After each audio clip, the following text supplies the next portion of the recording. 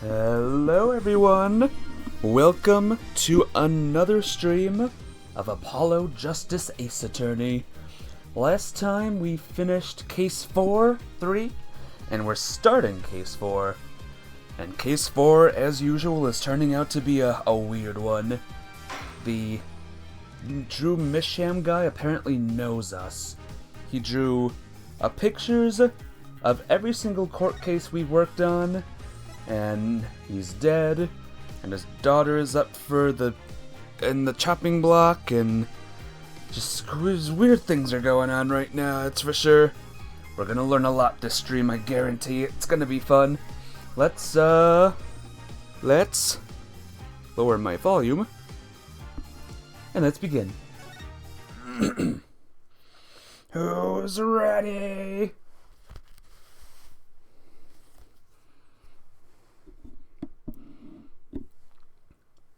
Ooh, here we go. Hang on a minute.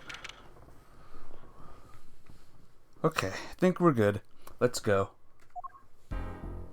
Oh, hi. Good morning. So, you're Vera, right?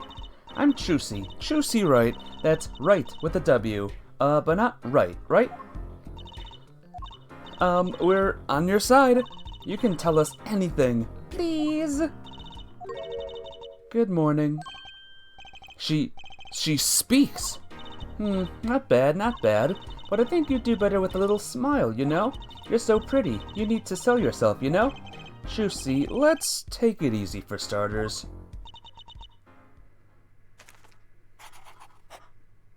I love that her overalls have a bear on the front. Very, very cute. And speaking of cute, look at this picture. Thank you for taking my case. Okay, well, that's a start, I guess. There she goes with the nail polish again. That's great, really. It's so cultured.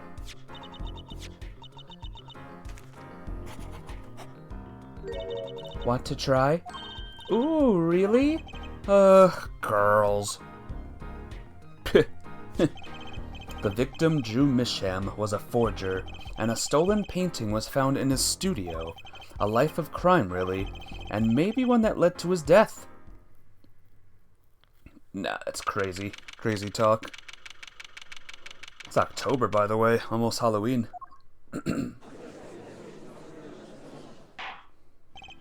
Well, we will now, begin the, trial of Vera Misham. Is the judge okay? His voice is all raspy, and he's looking around all nervous-like. The repercussions of today's trial will most likely be felt for a long time, and may indeed alter our legal system forever. Today is a test of the juris system, and the first step toward a new order in our courts. Daddy's secret mission! Yay! The juris will function like a jury. It is hoped their inclusion will help the courts to better reflect the people's will. Why aren't there any jurists in the courtroom? 3 closed-circuit cameras watch this courtroom at all times. The jurists have access to everything that transpires. Jurists, Judge Will, and Judge Cool. Now see here, Prosecutor Gavin. I was going to say that. My apologies, Herr Judge. Jurist, judge today's trial coolly, if you would be so kind. The jurists are unbound by the letter of the law. They don't affect the trial with evidence, but by their feelings, and we're about to find out just what effect they're going to have. Very well, Prosecutor Gavin. The details of this case, if you would. The victim is the painter Drew Misham. He was killed in his own studio. His coffee was poisoned by whom, you ask? By none other than the defendant Vera Misham. Hey, D. Williams. Welcome to the stream. Welcome to the final case of Apollo Justice. The first game. Go? What's go? But, how you doing? There wasn't any poison in the coffee. Achtung, someone has been doing their homework. Indeed, poison was not present in the coffee, but on the mug itself. Go do it. I will go do it. I'm gonna beat it. The mug? Residue was found on the rim. I see. The autopsy report describes the manner of our victim's death. The court accepts this as evidence. According to this report, the victim's death was caused by atroquinine poisoning, a chemical compound that does not occur naturally. Lethal dosage is a mere 0.002 mg. A touch of atroquinine in the body is the touch of the Reaper's scythe. Very well, Prosecutor Gavin, you may present your witness. I have for you today a simple man for a simple case. A man who witnessed the murder in its entirety. That journalist, no doubt. The witness will state his name and occupation. Oh boy. Right. Well, for starters, my name's Spark Brushel. My job is a lone observer of the world. In other words, a freelance journalist, right? Ahem. If you don't mind, I'd like to state something here for the record. Yes, Mr. Brushel? I dislike conclusions, specifically the aspect of jumping to conclusions. Preconceptions make Park Sandbox of endless desert waste. End quote. But you are a journalist. You said so yourself yesterday. Well, that's true, yes, but you must understand, I stand before you today, a man with a dream. I'm offering you my testimony in exchange for exclusive rights to the story. Scoop turns Mr. Brushel into that Mr. Brushel. End quote. Let's hear your testimony then, shall we? A simple case, eh, Gavin? For me, the jury is still out.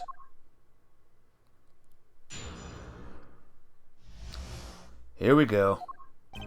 I visited the studio around 9 that night to do the interview, the first outsider to enter the atelier, journalistic history made, end quote. His daughter brought us coffee right after we started. And you know what happened next, Star Falls, end quote. No one else entered the room besides her the whole time. That does sound like a simple case. Unless you were the one who poisoned him. Whoa, what are you saying, Judge? Ahem. Need I remind you the cameras are rolling today? I felt the need to be a bit dramatic. You didn't do it, did you? You don't think like that? Come on, that's like newsmaker making the news, end quote, or even contemporary witch hunt, end quote. I know, wild accusations rock courtroom, end quote. Rock indeed. Prosecutor Gavin sure looks like he's having fun. Hey, Star! How you doing? What's up? Welcome to a weird cross-examination right now. I'm so happy for him. But how are you today? Very well, Mr. Justice. Your cross-examination, please. You're good? I'm doing good. I'm doing well. I'm ready for some good stuff. Is this creature not yet dead? Sadly, no. In fact, he's just getting started. This is us approaching the Dullahan fight in Golden Sun right now. I visited the studio around 9 that night to do the interview. 9 at night? Isn't that a little late for an interview? If the great painter Drew Misham says come at 9, believe you me, I go at 9. The first, and it turns out, last interview was with such a prolific painter. Right. Can you tell us what it was like when you arrived? I'm a play card. Alrighty, Williams, I wish you luck. Win all your matches. It was playing around with it, and you think you got OBS set up? That's good. Hopefully, hopefully it won't crash on you. The first outside to enter the atelier, journalistic history made, end quote. I have a new game coming out, by the way. Atelier Brushel. Coming soon to the Nintendo Switch. End quote, or whatever. You were the first reporter ever in Drew's studio? Posterity will look back on that night as a turning point in journalistic history. A basically insignificant step for all mankind, but a giant step for that Brushel guy, end quote. If no one on the outside ever had access to the studio, then it would serve to reason that the deed was done by an insider. Oh yeah, guys, who do you think the murderer is this time around of this case? Who murdered Drew Misham? By which he means Vera did it. So, how did this epoch-making interview go? His daughter brought us coffee right after we started. Would you mind being a little more specific?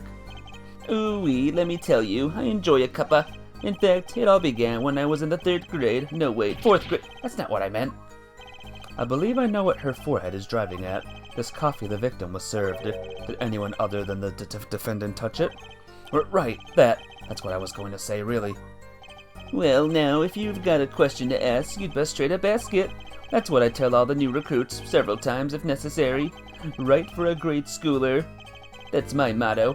Which isn't to say I can only write grade school level stuff, mind you. Who touched the coffee? Dunno. I was in the back, looking at the studio's equipment when she served it. And what happened next? Clavier, they might pull a just for all.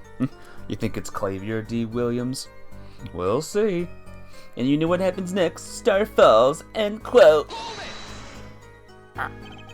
Who do you think it is, Captain Chips? What's your opinion? And or a star? What's this about a star falling? Star falls, huh? It's like an old telegram. Send money, over. Zowie, you don't know. That's like a journalism code word. An important personage passes away, a star falls. Get it?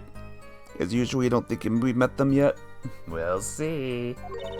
But there's no gravity in space, is there? I wouldn't think stars could fall, really. Does this matter? Oh boy, this is good stuff, good stuff.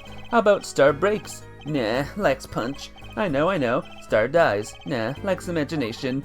Of course you could go with Jew dies, straight to the point. I like it. I think we need to hear about something a little more substantial. What about the moment of death? About when Mr. Misham passed away?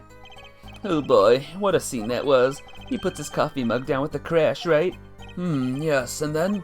And then the cold finger of death touches his spine. Life's flame sputters and fails. So cold was that touch, he could do naught but tremble uncontrollably. Actually, life's flame is a little tired. Life's river froze over. Yes, that's a go. I think he's starting his article already. Could you describe that a little more simply? Well, as you can imagine, I was pretty surprised. He hit the floor, as they say. Artist Caesar's final performance. End quote. Is this voice helping, by the way, with this person? Hey, Gray. How you doing? Welcome to the most annoying guy we've ever cross-examined ever. The stream. Atroquinine paralyzes the central nervous system. The body arches back like a bow. The limbs tremble. But that's quite enough of that. Some of us want to be able to sleep tonight. Oh yeah? Well, I want details. Lots of juicy details. For that, you can listen to our last year's hit single, Atroquinine My Love by the Gaviners, available at all major music outlets. No, not remotely. That's good. I'm gonna keep doing it then. The point here is that the victim died of atroquinine poisoning. Well, Mr. Justice, how did you find that testimony?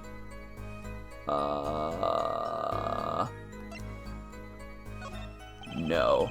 I think it's, I think I did this wrong. I mean, it seems like that's how he talks stereotypically. Probably. Either that or no one else entered the room. Nah, that's no good.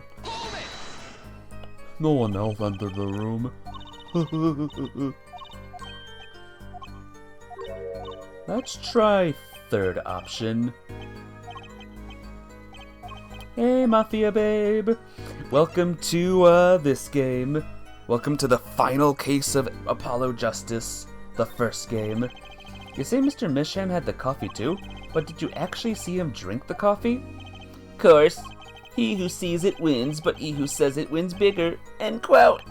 I live in a man sees dog eat dog world and writes about it world yet. Yep. I guess I can't say I saw him drink it, really. He had one so-called sip, if that. Man puts lips to mug, drinks, end quote. That poison is quite virulent, I hear. My stomach did a so-called somersault, since I'd gulped down that coffee without so much as a second glance at it. Wait, maybe something's there, some kind of so-called trick. Anyone want to venture a guess, for the record? Does this guy ever have a pause button? Well, Mr. Justice, did you find that testimony valuable? Yeah. The victim drank his coffee, then immediately fell over? Oh, yes, you can go to press with that one. Your Honor, this is a vital piece of information. Please add it to the testimony. Very well, the witness will add this to his testimony. Vital, right. Vital, he had one sip of that, the next moment he was on the floor. Mafia babe, what do you think of this guy? Does he sound pretty cool? And does he look cool? And is he just the most epic person ever? And by epic, I mean the most punchable face in the flippin' world. I think it's this one, maybe? Very cool. Dang, the bald guy is sus. He's more than sus. We want him to be sus, Foursquare. But how you doing, though? It has to be a thing that explains how fast atroquinine works. Objection! Which is not this one.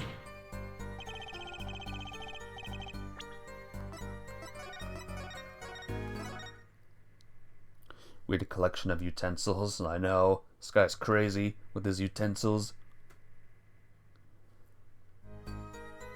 Next moment he's on the floor. So he either took a sip or he didn't and then fell over? Oh yes, indubitably, just like that, wham bam. So Mr. Misham drank the coffee and fell over immediately. I think Brushell's telling the truth too. Did I get him to talk about something else? Okay, I remember now. I remember. He had one sip, if that, but the objection! You know what I have a problem with? A particular property of the poison used, atroquinine. And yes, I forgot how to say that word, by the way. Oh, Prosecutor Gavin was quite clear about the poison. A lethal dosage of 0.2 paralyzes the central nervous system. If you drank that, even you, Mr. Justice, would be reduced to a quivering pile. Why are you using me as an example? Unfortunately, we weren't told everything. There was a vital omission in Prosecutor Gavin's information. An omission? Atroquinine is as virulent as he says, but death doesn't come upon ingestion, not immediately. That's because atroquinine is slow-acting. Slow-acting? What? According to one forensic scientist, it's one of the most virulent poisons, but it is absorbed into the body astonishingly slowly. It takes at least 15 minutes from the time of ingestion for the adverse effects to show. If we suppose that the moment of Misham slipped the coffee was when he sealed his fate, then he would still have had time left to enjoy his last cup of joe. God, look at this image too, he's so skinny. Order, what's the meaning of this? If what the defense says is correct, why, that contradicts the entire testimony we've just heard. Well, Mr. Brushell, anything to say on the record? Slow-acting. It was virulent, alright? Even then, it had already begun digging its claws into the journalist. He's working on his scoop. It's Brushell, yeah? Herb Brushell? Let's take a trip back down memory lane. Huh? Did the victim really die the instant he took a sip? Think it over. This is vital. You know what I think? I think that was a not-so-subliminal suggestion, end quote. I admit it does cause a problem if he died when you say he died. I would be forced to say auf Wiedersehen to my simple case, and you would be forced to say farewell to your article. Come again? You can't write a story based on conjecture. Can you? An ink pen, a toothbrush, a comb, a paint tube, some kind of weird brush. Yep, that's Brushell for you. Brushell. As the case drags on, other reporters will pick up the scent, and you'll be forced to kiss your exclusive scoop goodbye. Scoop? Oh, look at him go there. Oh, isn't he even worse now, guys? Look, just wait a second, just 1 second. We're waiting, out with it. I think I just recalled a so-called important detail. A revival of recollection, end quote. A story survival, end quote. Attorney utterly confused, end quote. Actually, I didn't notice something when I visited the studio. I'd heard of poison that takes its sweet time, see? But not what I've been saying for the last few minutes, apparently. Mr. Brushell, are you saying you noticed something that explains what happened? You bet I am. The antidote for a poisonous contradiction, end quote, you might say. Or I still have no idea what you're talking about, end quote, I might say. Hey, Geekin' Rat, what's up? How you doing today? It's good to see ya. I know, Stars. This is like the streamer Good Clean Gamer, except just wrong. All wrong. Everything wrong. He's brushing his hair, then licking it and scrubbing his glasses. Just no, guys. No on this guy. You're doing good? Awesome. I'm glad that you're here today. I figured it out, but only after an in-depth interview. See, thanks to my journalism skills, I know who poisoned that coffee. You like my big smile, by the way? This is not GCD. No way. This is his, evil twin brother. Or evil, like, arch evil side or something. His voice makes you want to burn someone alive. It's perfect. I know, right? You almost died? What happened, Geekin? Order, order, order! As far as I can tell, the witness is standing by his testimony that Mr. Misham died the instant after he drank. Of course I'm standing by my testimony, and my dream of exclusive rights to this story. Ack. I suppose it was too much to hope for. What was? Of course he wouldn't choose a simple case. Not him. Him? Phoenix Wright. Who else? Actong, Herb Rushel, report for us if you would. What is it that you noticed? This court is a critical trial of the juris system. I'm afraid no room for doubt is permissible. You will testify to the court about what you noticed. Bunch of pollen invaded your body while you were walking my dogs. Are you hugely allergic to pollen? That's annoying. I'm glad you're okay, though. When I arrived at the studio, Mr. Misham was at his desk. He seemed to be writing a letter, but he quickly sealed the envelope. I thought nothing of it at the time, of course. Now that I think about it, what if he was writing a suicide note? A suicide note? Yes, he had this look on his face. Man's face inscrutable as a quadratic equation, end quote. Suicide? Poor Mr. Misham. But that means Vera's an innocent. Would someone commit suicide in the middle of an interview? Oh, very well, you may begin your cross-examination. Yeah, well, I'm glad you're alright. Mr. Misham was at his desk, writing a letter, but he quickly sealed the envelope. I wonder if we can just submit the letter that we have right now. Objection, is it this one? Objection! Oh. Well, fudge.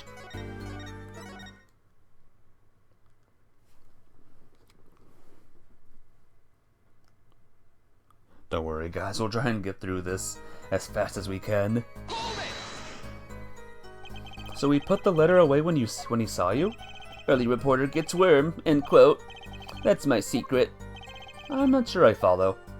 It's the night of the interview. I arrive 15 minutes ahead of scheduled. The handle turns, the door opens, and I barge in. Are you sure that's okay to do? I mean, isn't that unlawful entry, really? Is that okay for him to do, guys? Just barge in like that? Oh, you old BRB, okay. Mr. Misham sure seemed to think so. He should have seen him. He crammed his letter into that yellow envelope as fast as he could. I know a secret when I spot one, and that was one. It does seem significant. Well, Mr. Justice, I wonder. It does have the ring of something important.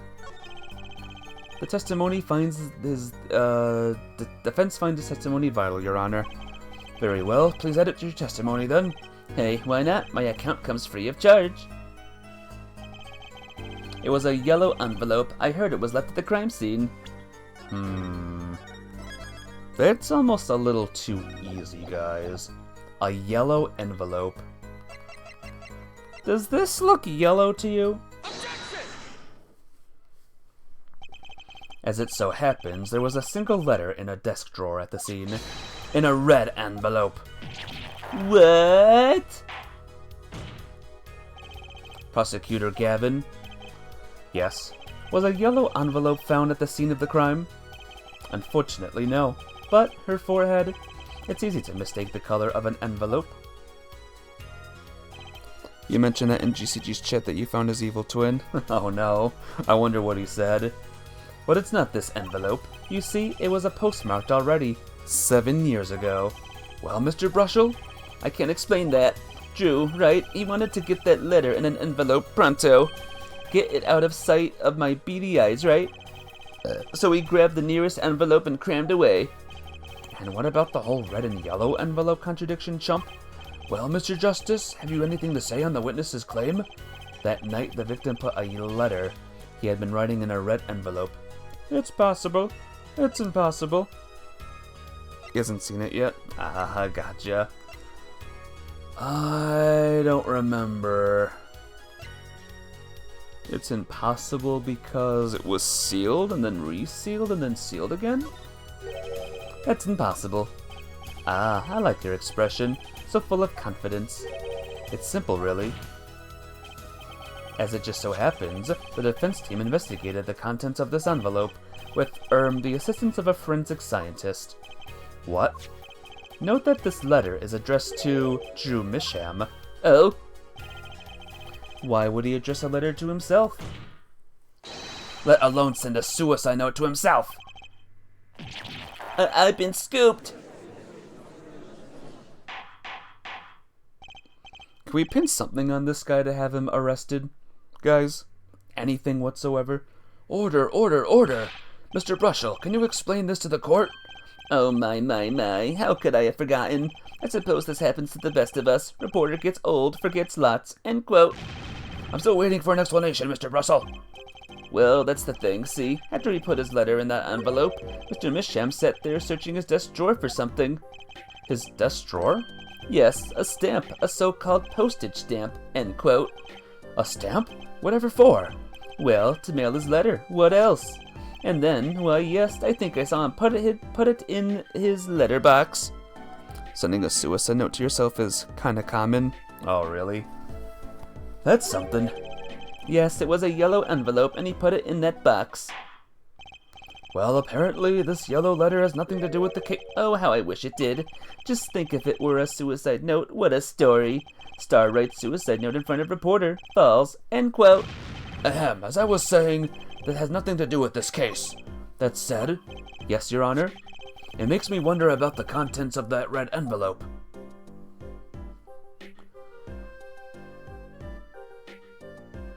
So who wrote this? That's the real question. Who wrote this?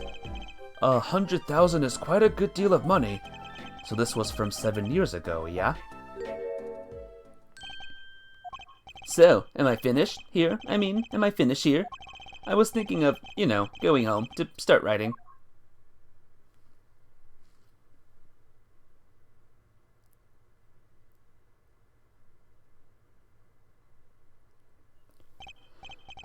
I hate to state what should be pretty obvious to anyone, but when you catch the scent of a story, you make that, rather unique face. Come on. Attorney has active imagination, little else, end quote. Even I noticed something, and my eyes aren't what they used to be. I'm starting to understand what all this perceiving stuff is about. Judge has active imagination, end quote. Please continue with your testimony. Tell us about the scent of a story. Hey, I'm the one asking the questions here, usually. Okay, here we go. Actually, it took a bit of work to get a thumbs up on the interview. Reporter leverages story, gets his interview, end quote. The story concerned a certain case from 7 years ago. That red envelope probably had something to do with it. Say what you will, but Drew's talent was without compare. So you threatened to go to the press with the story? That's how you got your interview? Blackmail? Well, yes. No. It wasn't exactly black. I'm not, Something wrong, Mr. Brushel? Look, this is my story, my tidbit, journalist info is livelihood, end quote. I see. Well, you have me chatting away in here. What's going on out there? What if some Wally Wordsworth or Sally Scooper gets wind of my story? They could be going to press while I'm going to waste. The court feels your pain, Mr. Brushel. Mr. Justice, let's pick up the pace. A certain case 7 years ago. Wait, 7 years ago? 7 years ago, guys? Oh, and look what's active right now, everyone. Well.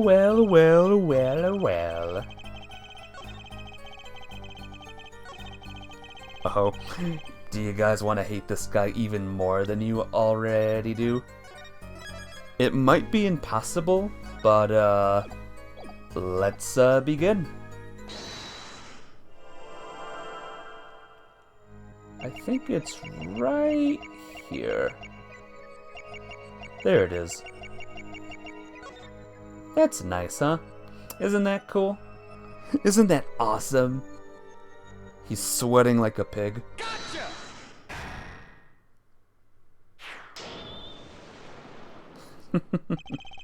Sweat much, Mr. Brushel? Yeah, well, a man can't help his glands, you know. It's more than that. When Mr. Misham's talent was mentioned, you suddenly began to sweat buckets. Eck, you're hiding something about his talent. What? That's ridiculous. Evidence time. Let's show where Mr. Misham's true talent lay. Lay. So where is he on your personal kill this man list, Captain Chips? It just so happens I have evidence showing the talent mentioned in his letter. It's either this one or the other painting that looks like it. I'm gonna go with this one first. Okay, it's the right one. This painting was found in Mr. Misham's studio. There are two problems with this painting. The first is it wasn't painted by Mr. Misham. The second is that there was another painting in the studio, which looked exactly like this one, except it was only half done. Burn on the stake for eternity, says D. Williams. That's not too bad. Not a bad thing for him.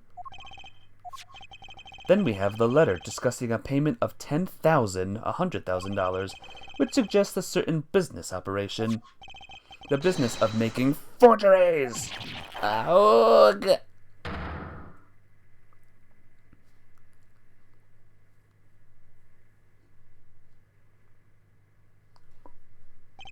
That is all, Your Honor.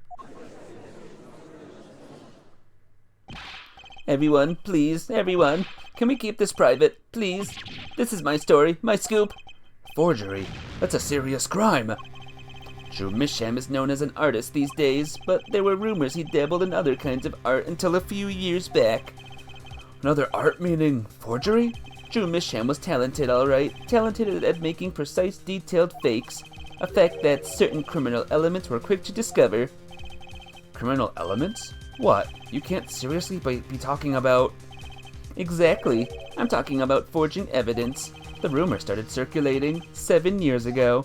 So, 7 years ago? So, are we to understand that this letter, this payment of $100,000 was for... Exactly. Forged evidence nets tidy profit, end quote. Order! Why, it's like our victim was living a double life. Aha, this is my chance. So the victim had ties to the criminal world, right? He could have had plenty enemies we know nothing about. This is my first time hearing of this criminal world. We certainly found no criminal connections when we conducted our investigation. But how do you explain all this money? You have to admit there's a possibility of some illegal activity here. But there is no proof tying this letter to our case. Our case was and remains simple from the beginning. Only the defendant could have poisoned that mug that night. And you, of course. Hey, the only thing I poison is my pen when I'm writing reviews. Mr. Brushel, your testimony to this point has been quite unreliable. It doesn't speak well of your reporting acumen. What are you talking about? My journalism is rock solid. Journalism so solid you could stand an elephant on it, end quote. In any case, let's hear a summarized recap of your testimony. If we can ascertain the situation in that studio from the recap, the trial is over. Apollo, what's he talking about? The cross-examination showed Mr. Brushel didn't have reason or means to poison him. As long as there's no other suspects. Then the killer had to be Vera, that's what. This next testimony is our last chance. Mr. Brushel, your testimony, please. Rejection inspection. That's what we're gonna do, and that's what he's gonna do, or whatever. The only other person in the studio that night was the defendant. It was Vera who poured the coffee. She admitted as much herself. Only thing that touched Drew's lips during the interview was that mug, and nothing left the studio after he died. Nothing. Clearly, the one who could have poisoned him was his daughter. 34k points? That's a lot of points, D. Williams. You could buy everything, except the last thing, but you can buy mostly everything. A nice testimony, clear, succinct, and without room for doubt. Ah, shucks. You really think so? I believe this clarifies the situation that night. Very well, Mr. Justice, you may begin your final cross-examination. Right. I still have one trump card left to play, and I won't let this trial end until I use it.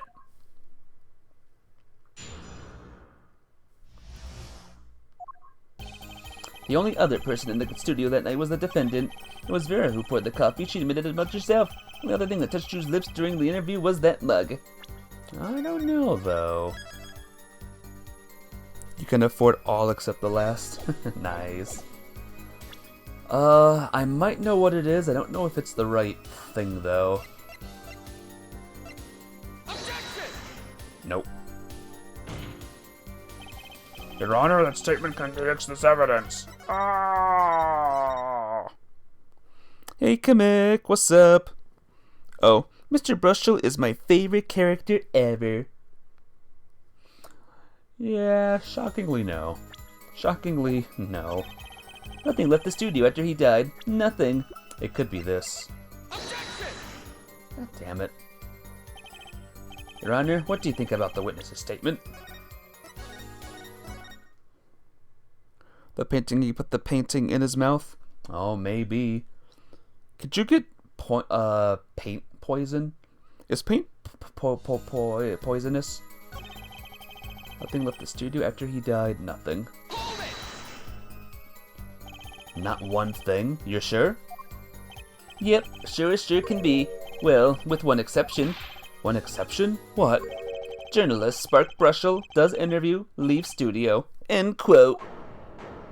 Depends on the paint, only with certain chemicals. Come on. It's a joke. Get it? Not funny, I know, but still. Did something leave the studio that night?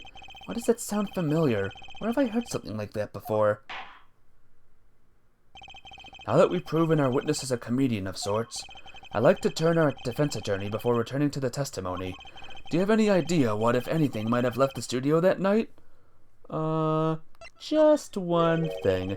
I think one thing might very well have left the studio that night, actually. A certain something that has vanished from the crime scene. By which do you mean? Something other than our witness? Of course. Don't tell me, Vera Misham. Believe me, any comic relief I may provide is utterly unintentional. Your cat left the studio? Your cat did? Your cat is the murmur? Original paint pigments could have been poisonous. Some paints are lead-based. Those are not for the most part. Well, this thing wasn't at the scene of the crime, so I can't show it to you. But I do have evidence that shows how it could have been taken from the crime scene. It could have been taken from the mailbox. This is the only link between that studio and the outside world. A letterbox? What did Mr. Brushel just tell us? When he entered the studio on the night of the murder, the victim had just finished writing a letter. Yeah, I said that, and yeah, it was true. Furthermore, you went on to tell us that he put the letter in a yellow envelope and put it in the letterbox.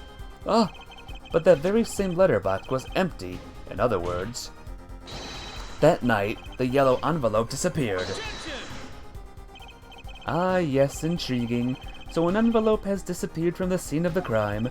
Of course, this changes nothing. Huh? He has a point, Mr. Justice. What we're trying to figure out here is how the poison got into Mr. Misham. Is it really important that this envelope the witness says he saw disappear?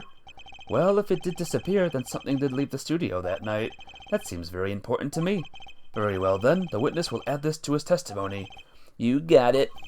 I still think this fails to change anything, her forehead. I wouldn't be so sure.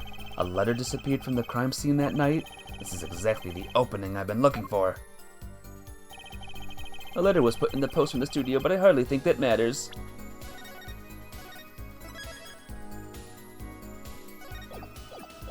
Well, what if the letter had a stamp with the thing.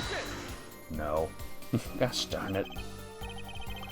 Here's me jumping to conclusions again. Getting ahead of myself.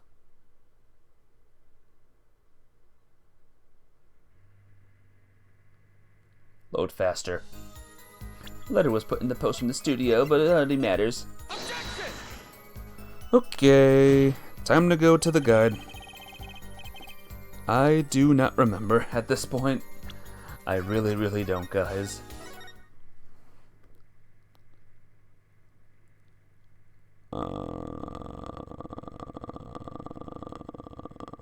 Let's see. Press statement 3.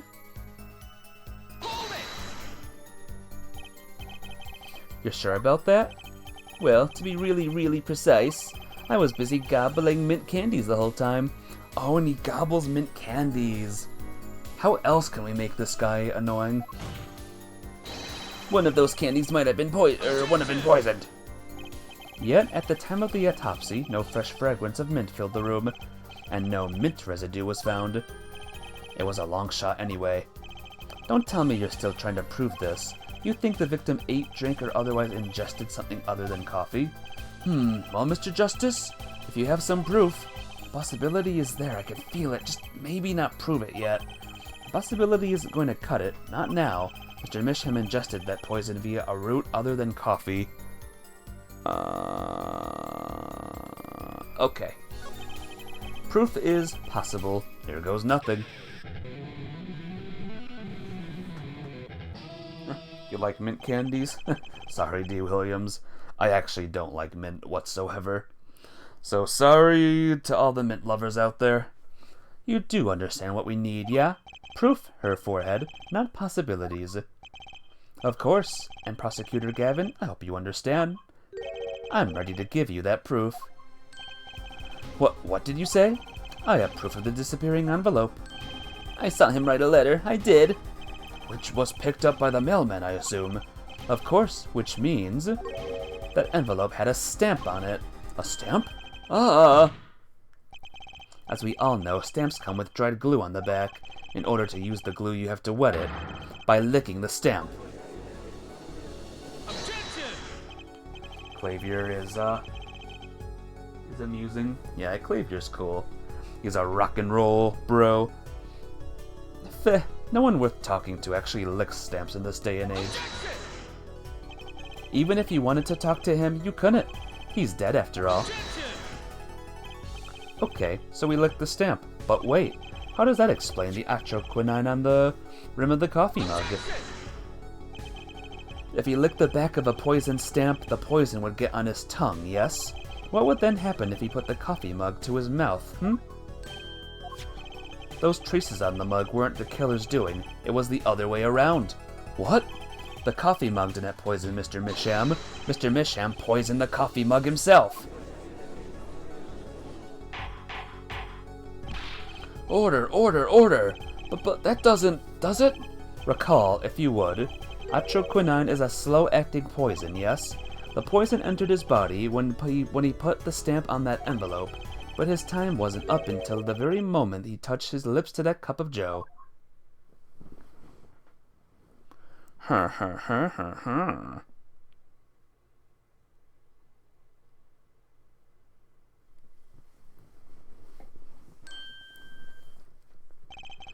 Have something to add, Mr. Brushel?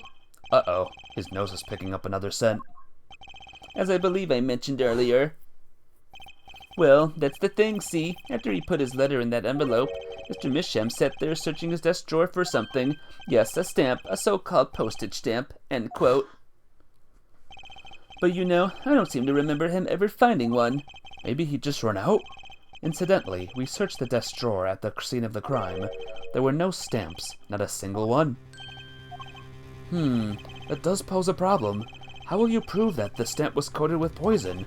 Actually, I'm glad no other stamps were found. It makes proving the stamp he used was poison possible.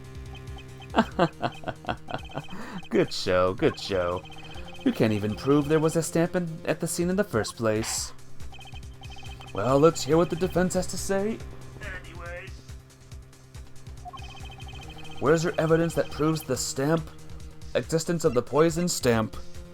It is, in fact, right here. Well, that certainly is a cute little frame, and by little I mean really little.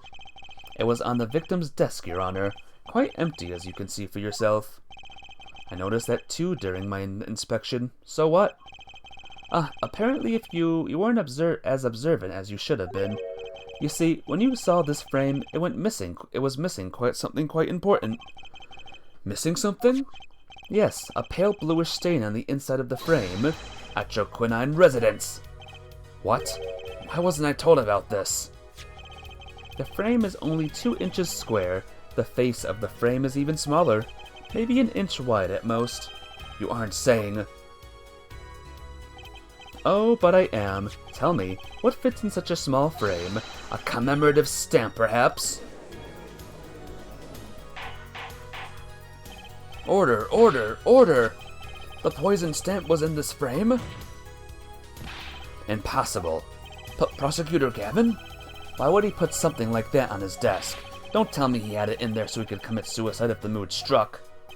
You know, can I say something? I had a thought, see? What, Mr. Russell? And please stop jittering around like that. The victim was a forger, right? There's a lot of money in that line of work. Forger forges friends, makes enemies too. End quote. So the poison stamp might have been a murder weapon aimed at him.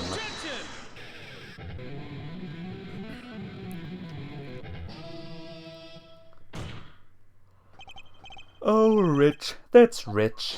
Leave the ridiculous flights of fancy to the Gaviner song lyrics, please. Finally, something we can agree on. The stamp was a murder weapon. Nonsense. Murder is a simple business. Who would go to such lengths? No one. Oh, I disagree. Come again? Recall, if you would, the victim's reclusive lifestyle. Drew Misham hid from the world. He avoided meetings. His only contact with the outside world was the mail. The mail? Now, if you wanted to kill someone you couldn't meet, but you knew read letters, a stamp would be the perfect weapon. Ridiculous. Where's your proof? I want proof. Show us evidence that this poison stamp was sent to him as a murder weapon. I might not have evidence, per se, but things are finally starting to come together. What is it, Apollo? Your fists are trembling. I think I know what happened. I don't believe it, but I can see it. I think I know how Mr. Misham was killed. Well, fill us in, Mr. Justice. A certain piece of evidence points to the truth, Your Honor. I can show you how someone with the intent to kill sent Mr. Misham the stamp of death. The red letter, of course. Right? Isn't this the envelope? The one from 7 years ago? Think about the text of the letter again. There were 2 pages in the envelope. This is page 1. And this is page 2. I want to draw your attention to one phrase in particular. Send in the enclosed envelope with the enclosed stamp within 3 days. The enclosed stamp, Your Honor. Ah! In other words, if I have this straight, the stamp, poison, on the stamp, lick, lick, gasp, end quote. Now, what if he had done exactly as the letter asked? He would sign the document, put it in the envelope, and put the stamp on it, right? Then he would put it in his letterbox. 15 minutes wouldn't have a eclipse between affixing the stamp and mailing the letter, but the clock started ticking, and when the time came, he drew his last breath, and the murder weapon would be taken away from the scene. Quite conveniently, thanks to the postal system. Your cat's ready for this? Alright. Be careful, we'll see how your cat handles it. Such a splendid imagination you have, her forehead. Let me confirm one thing with you, if I might. So, this poison stamp was inside this envelope from 7 years ago, yeah? Is that what you would have us believe? Really? You're back? Welcome back. Think the spider's dead? Oh, I missed that. Sorry, Mafia babe. There was a spider in your room. Oh no. That is bad. That's bad. Well, I'm glad you are free. I'm glad Spider is gone. Is that what you have us believe? Well, It's a little bit of a stretch, but there's a possibility. Yes, a very small possibility. How small, I wonder? A poison stamp on this envelope. A stamp that has become the murder weapon. How do you intend to prove this seeming coincidence? Well... Ack, it was 7 years ago and we don't even know who sent that letter. And your answer is silence. I see. Very well. I move to... It's not nice to pick on the Fraulein, Clavier. Huh? Oh god. Emma? Well, like my Christoph Gavin impression? Did I sound like him? Don't quit your day job. Don't you have a crime scene to be looking after, Fraulein detective? Fraulein, rather. Someone had to come dig you all out of the mess you're making of this case. Mess? You know, none of this would have happened if you just trusted in science a little more. You can find out if that stamp was in that envelope. Easy. Care to explain yourself, Fraulein detective? Glare at me all you want, but science is on my side. It's all in the residue, right? That's right. The poison detection spray. Produce the red envelope at once. You can open it and the authority of the court. Alright, let us spray the thing. So is Spider dead, Mafia babe? Are you okay? Is everything fine? Wait a minute. Ah-ha-ha. Well, would you look at that? No mistaking it. That's atroquinine residue. You think so? Thank goodness. I don't believe it. A murder weapon from the past. Now 7 years later, it bears its fangs at last. Absolutely outrageous. Tell me why. Why didn't this murder take place 7 years ago? Well, there's one possibility. Maybe Mr. Misham figured it out. Figured what out? He realized that the person who sent that letter wanted him dead, so he sent his reply with a different stamp, and put this decisive evidence in a frame.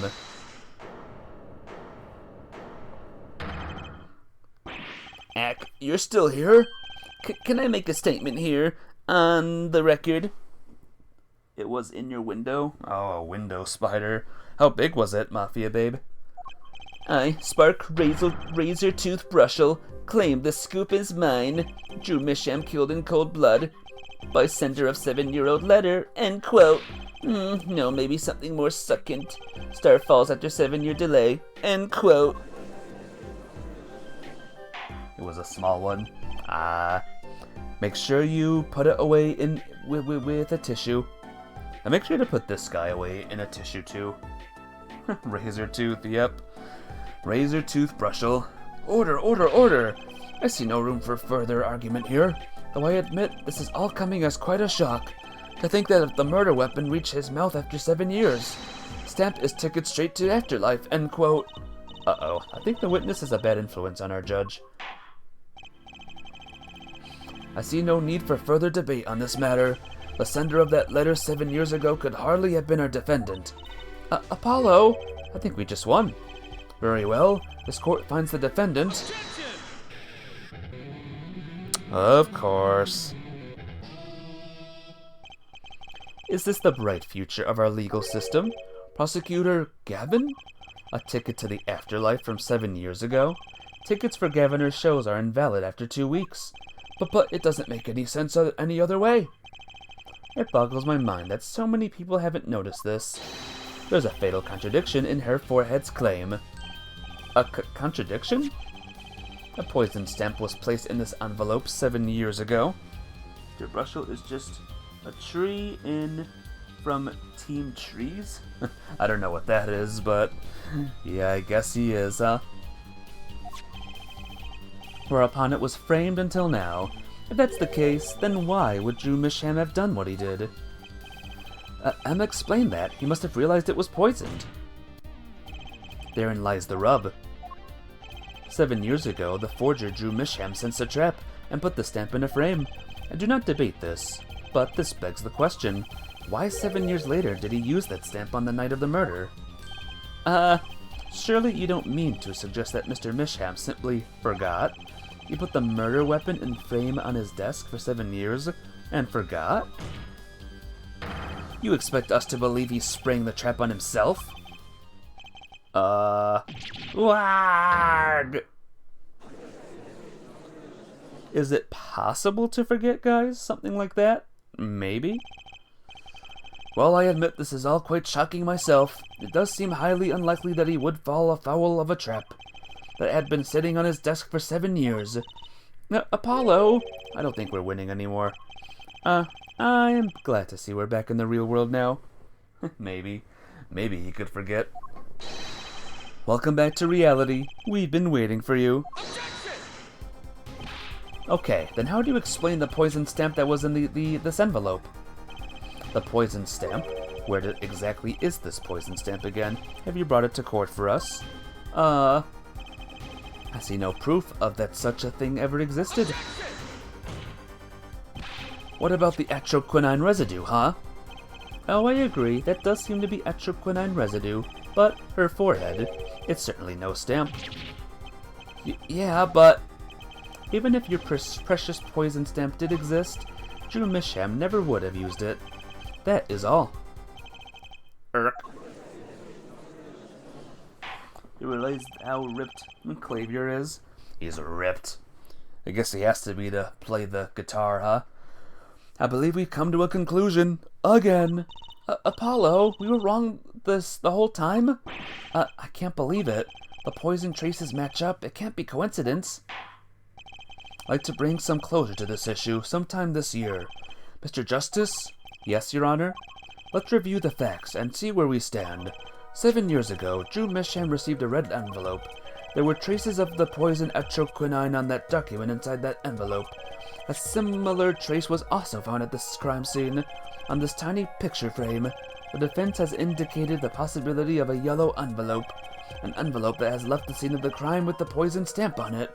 Yes, but even if this envelope contained the poison stamp, and Drew Misham, knowing this, put it in a frame, he never would have used that stamp. I'm afraid you're right, which means there is a fatal flaw in the defense's case. I haven't been on the wrong track this whole time, I'm sure of it. The traces of atroquinine, the envelope, the frame, and Drew Misham's mysterious death. They're all connected somehow. Well, Mr. Justice, do you have a conclusion for us? The defense stands by its case, Your Honor. You've seen that the logical outcome of the evidence makes no sense, which means that one of our clues must be a fake. A fake clue? Fascinating. And if we find this fake, your wild fantasies will prove quite reasonable. Yeah? The fake clue that's thrown us all off the poison trail is none other than...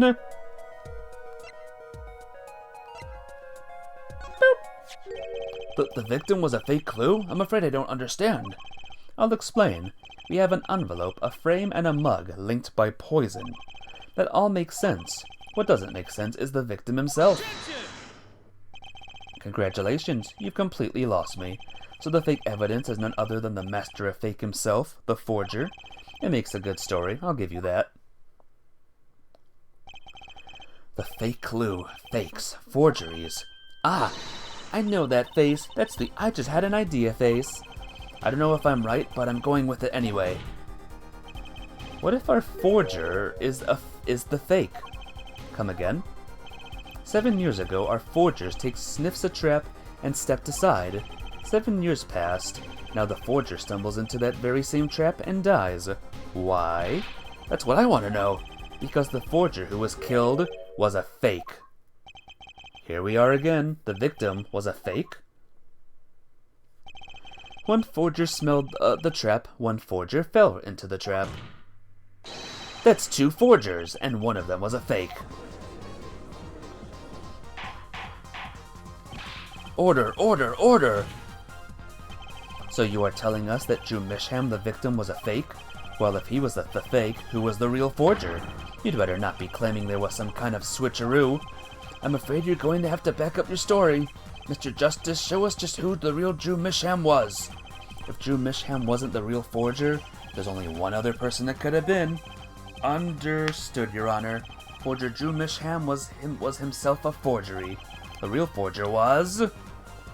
That a fine finna feed your reel? Alrighty. Feed your eel, my friend. Who could it be, guys? Who's the real forger? I think it's Spark Brushel.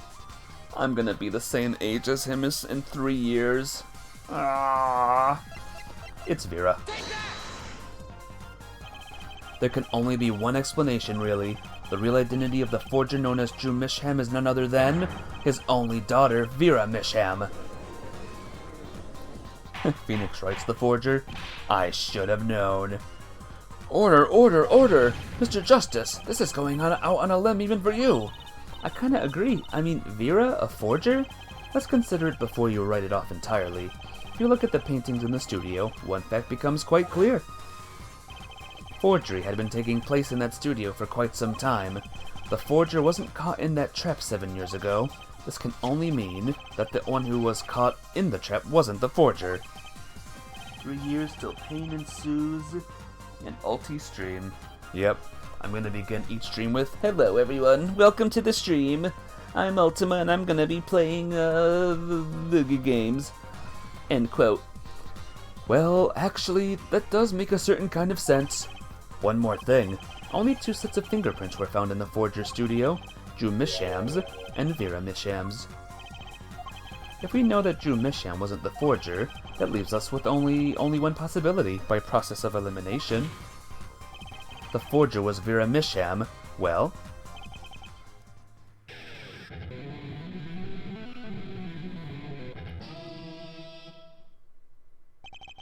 hardcore, man. Oh, hang on a minute, guys. Okay, fascinating.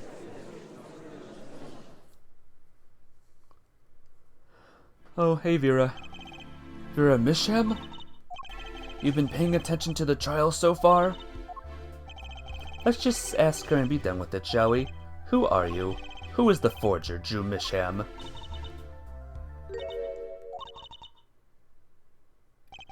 Was that an expression of emotion I saw on her face? She's staring holes into Prosecutor Gavin's face. I'm used to being stared at by Frau Lines, believe me, though they usually talk to me too. Tell us, were you the one who forged those works of art? You're back. Hey, Geekin' Rat. How you doing? I hope you're doing good still. You have a 20-year age gap? Yeah, I think I'm smarter in a lot of ways. Yeah, probably.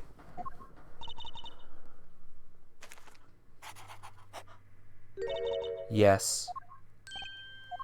So the forger, Drew Misham, was you?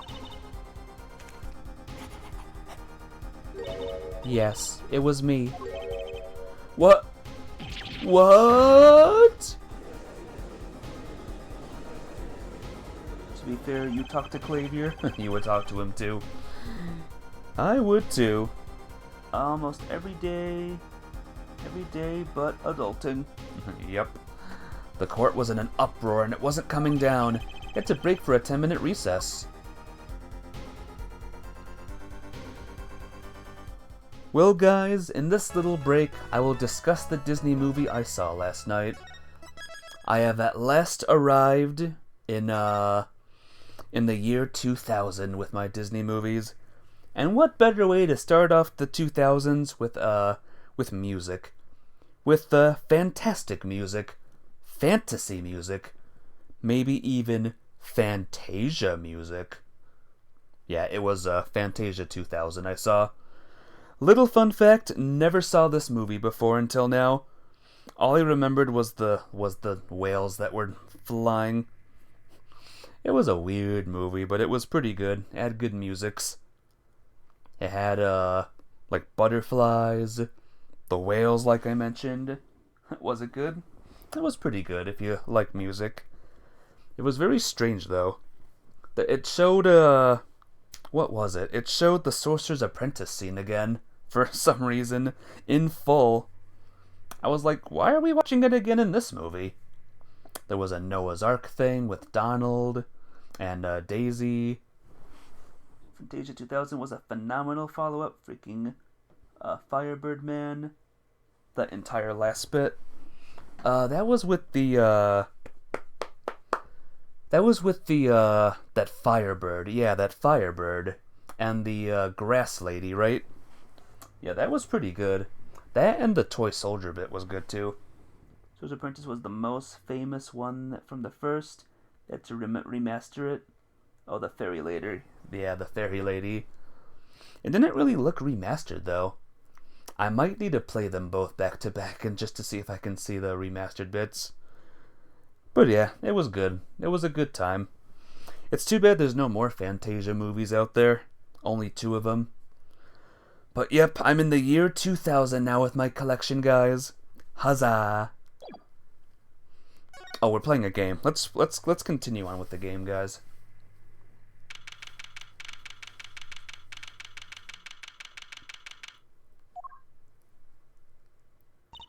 Okay, so where exactly does this leave us, Apollo? Well, the Drew Misham who was killed wasn't Drew Misham the forger, basically. Huh? Well, then who was he? Well, he was actually doing her nails. So, you really made those forgeries? We're playing a game? I think we're playing a game, yeah.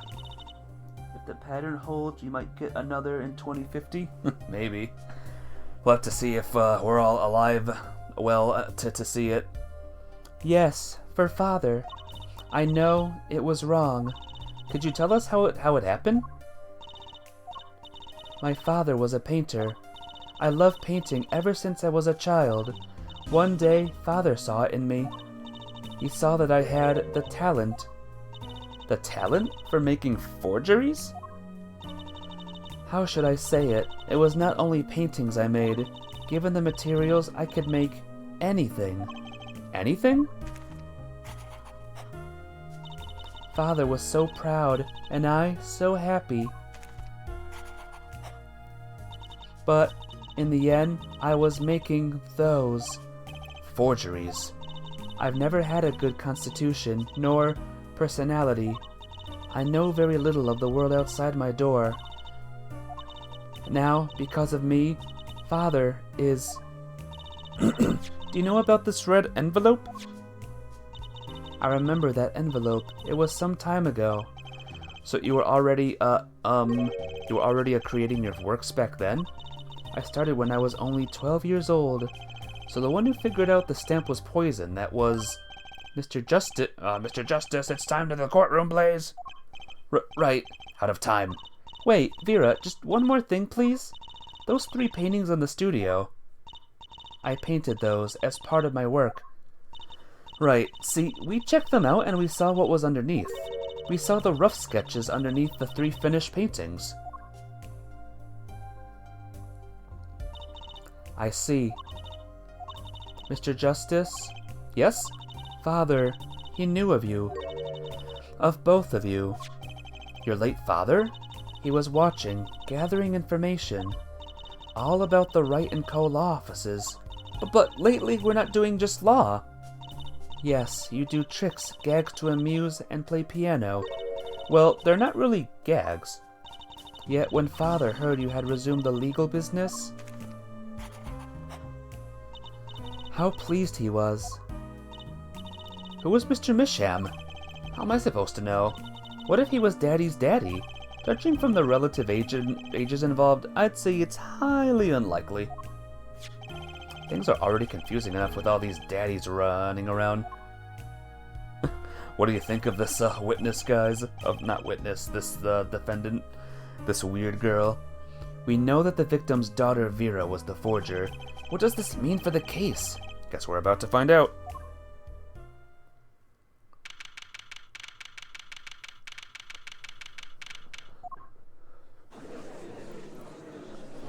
We're cross-examining Vera next.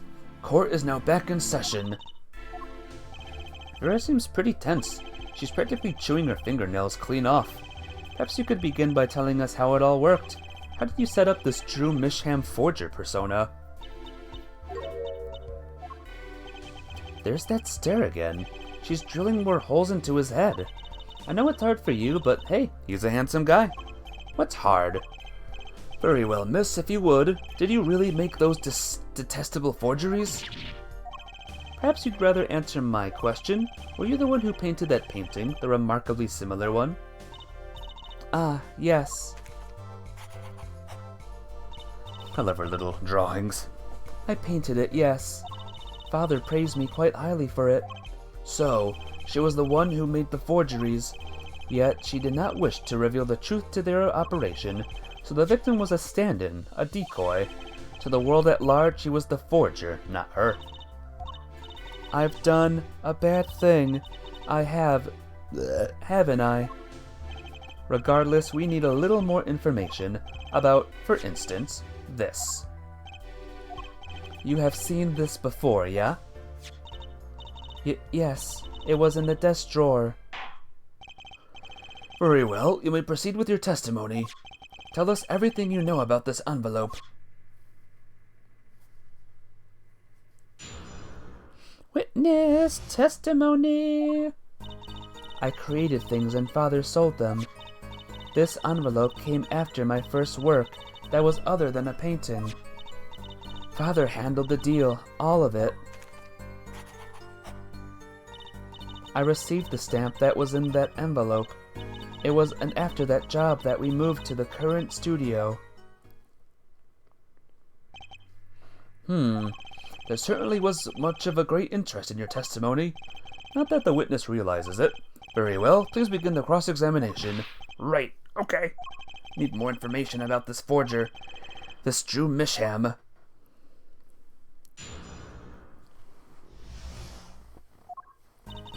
I created things and Father sold them. So these things you were making, you mean paintings identical to other paintings, right? The closer they were, the happier Father was. I was happy too. Still, you're quite young now. When did you begin this work? My first painting sold when I was 12. Your Honor, she had no idea what she was doing was illegal. Easy there, little attorney. You're not here to defend her for the crime of forgery. True. Please tell us more about this envelope. This envelope that may very well have killed your father. All right. This envelope came after my first work that was other than a painting. By other than a painting, you mean you'd only done paintings up to that point? Yes, but Father had a realization. He noticed my talent extended to making things other than paintings. For instance? For instance, a letter someone had written, or a fingerprint left upon a cup, or a signature on a document, a seal upon a letter. None of this makes her sound very innocent at all. And the 100,000 promise in this letter was the start. The beginning of a new industry for Drew Misham. A new industry? The creation of items to be used in criminal proceedings. Forging evidence, in other words. Uh-oh. Uh-oh. Welcome back. Hey, Mafia babe. Welcome back. We're cross-examining her now. Trying to figure out what's going on here. Father handled the deal. All of it. So you didn't know how the things you were making were being used? I enjoy painting very much. I think I understand. The Fraulein had lived in an unusual little world. Can you tell us what happened to the papers that were in this envelope? Father signed them and sent them back, I believe. Did he follow the instructions? Send in the enclosed an envelope with the enclosed stamp? This is a rather important matter. Give your answer some thought. I received the stamp that was in that envelope. What do you mean you received it? Did I do something wrong? You didn't use the stamp because it was dangerous, correct? Deadly poison on the back? Atroquinine? A moment, Her Forehead. You can't force an answer upon the witness. Now then, perhaps you would tell me, Fraulein Vera. Why did you receive this stamp? Something wrong? It was beautiful. Ah, you mean it was one of those commemorative stamps? Yes, I think it was. So, you didn't know about the poison?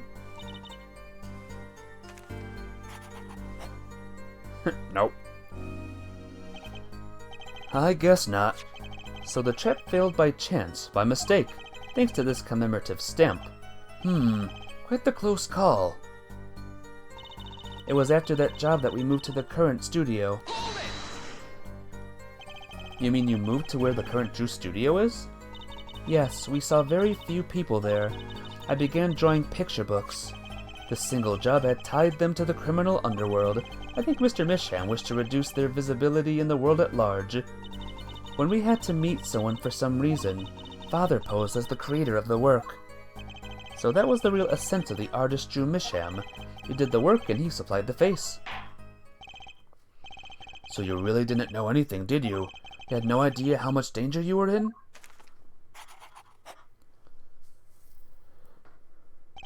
Apparently not. About this commemorative stamp, could you tell us more about it? It was very pretty, and more than that, yes? It was a picture of people I liked at the time. This is something new.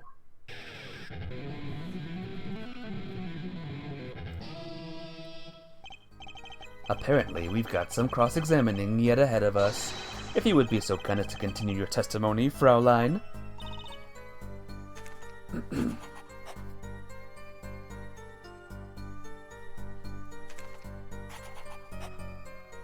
The stamp was a picture of my favorite magicians, so I kept it. Magicians, huh? Magicians like this? Those magicians you liked. Was it this bunch?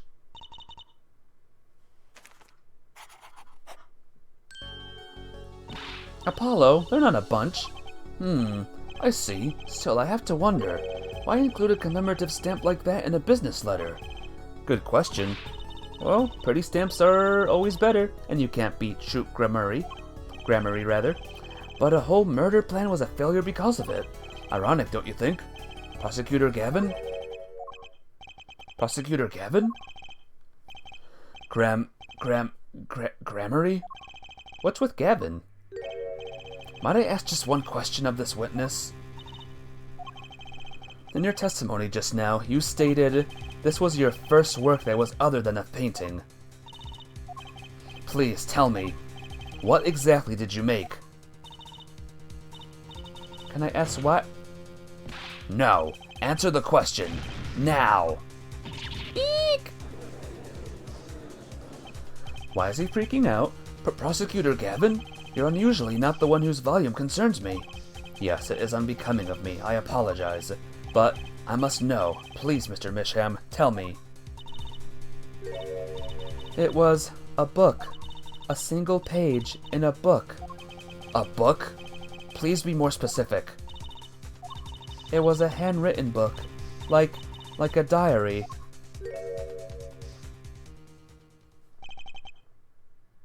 No! I don't know! What's going on here, lads?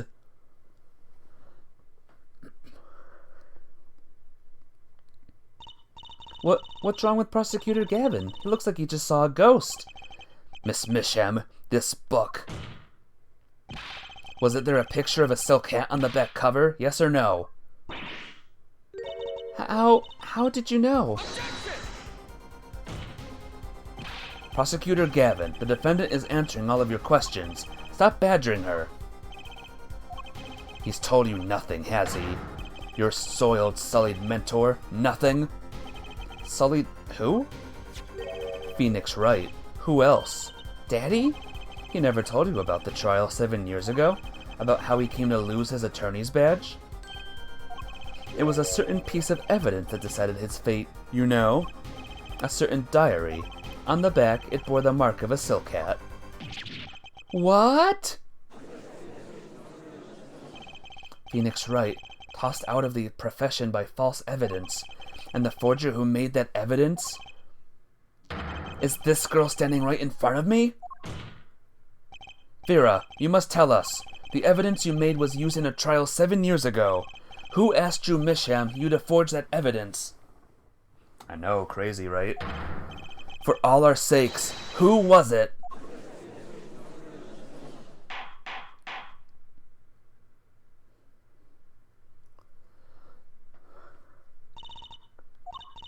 We only met once. You met the client? Well, who was it? It was... What's going on with Vera? She's staring at Prosecutor Gavin's face again. Yes, what? Is there something about me? I remember clearly. I remember who gave me the book, the diary. Who was it? Choke. Vera! Uh-oh. The devil. Thump. Uh-oh. Defendant Vera Misham, condition unconscious. Examiner's diagnosis, acute atroquinine poisoning. This ends the recording of the trial for the murder of Drew Misham. Vera Misham was, during the trial, poisoned by an unknown assailant. The dosage was just under the lethal amount, sparing the defendant's life. She is currently in an intensive care and is not to be disturbed for any reason. A very simple case at first glance, until it finally began to show its true colors. The long road to the truth takes us to the record of another trial. In some ways, that was the starting point of it all. And that is where we must go. To find the whole truth. It's time, guys. It's time! I bet you're dying to wonder what happened in that trial. Yep, that was little Trucy.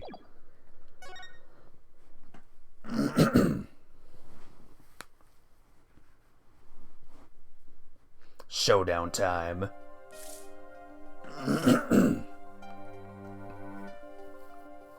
I lost. It's only a game of poker. A game I've played for a long time, and only lost twice. Who was the first? The man I killed, of course. Well, it seems I found the partner I've been looking for all along. Over a game of cards? Why, yes, over a game of cards.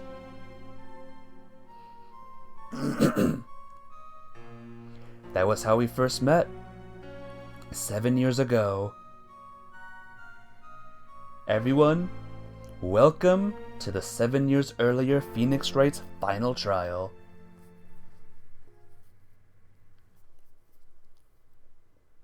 It's the old waiting lobby. April 19th. Hey, it's almost April 19th now. Whew, okay. It's been a long time since I felt like such a rookie.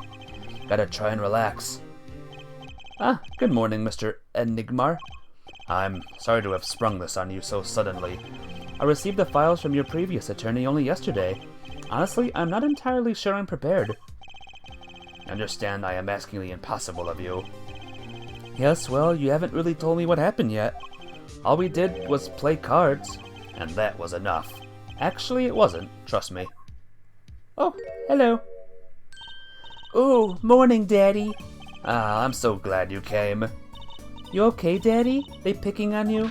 I am fine as always.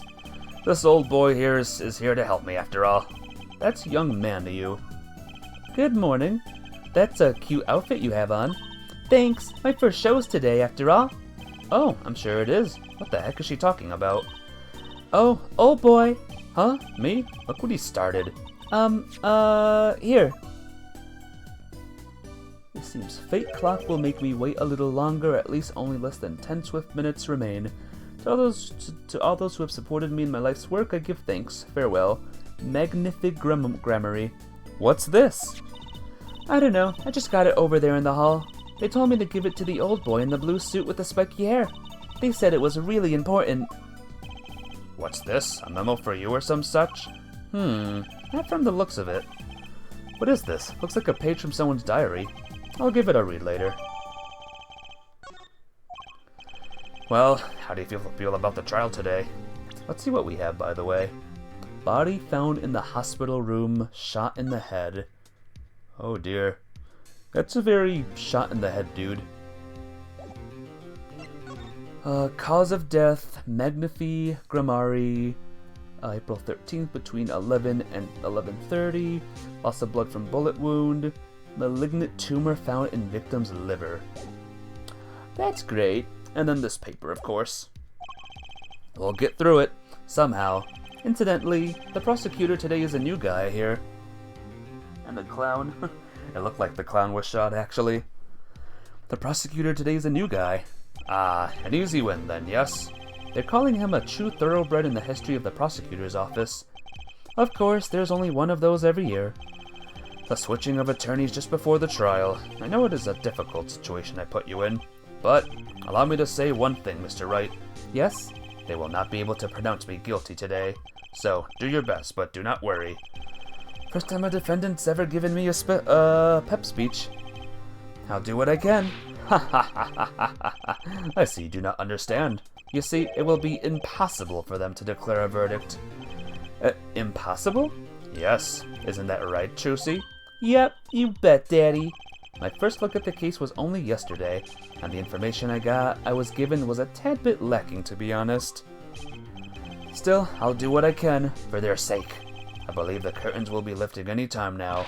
I am in your capable hands, Mr. Wright. My client is Shadi Enigmar, known to the world as Zach Grammari, a wildly popular magician, star of Troupe Grammari. His mentor, Magnifi Grammari, was a rare breed of magician. He single-handedly ushered in a golden age of stage magic, until he was shot dead. And Zach Grammari is the suspect. And here we go, guys! And it's the old music, too, from the first game. Court is now in session for the trial of Shadi Enigmar. The defendant is ready, Your Honor. Is the prosecution ready? I was just thinking, is this what all the fuss is about? Bit of a buzzkill, really. Buzzkill? Is this some new kind of crime? Okay, going to head off to bed. Oh, good night. I'll see you later, Stars Over Hyrule. Have a good night, alright? Yeah, it stinks you have to miss it, but the VOD will be up, and it'll be on YouTube eventually. One of the worst, but yeah, have a good night. Be well, and sleep well, Weller. One of the worst, this is a trial, yeah?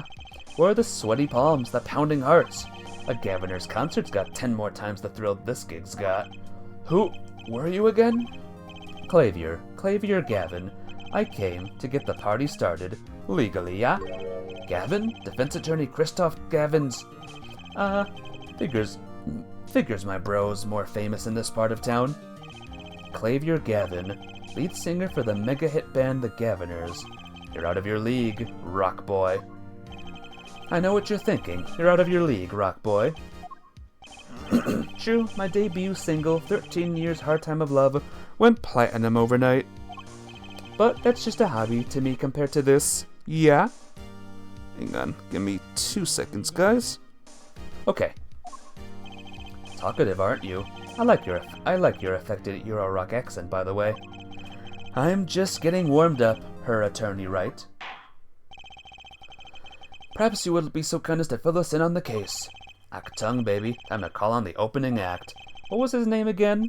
Ah, yes. Detective Gumshoe. Hit it! He's back! And you are?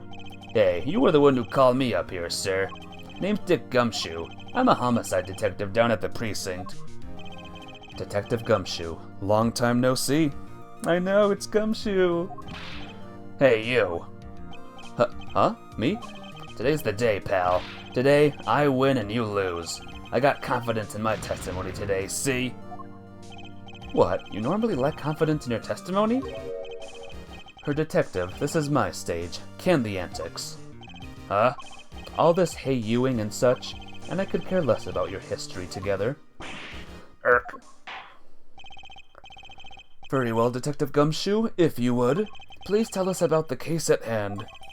It happened 6 days back in a room at the General Hospital. The facts are as simple as they come. Here's the crime scene. The victim was a patient, asleep in a hospital bed. The killer comes in, puts a pistol to his forehead, and bam, lights out.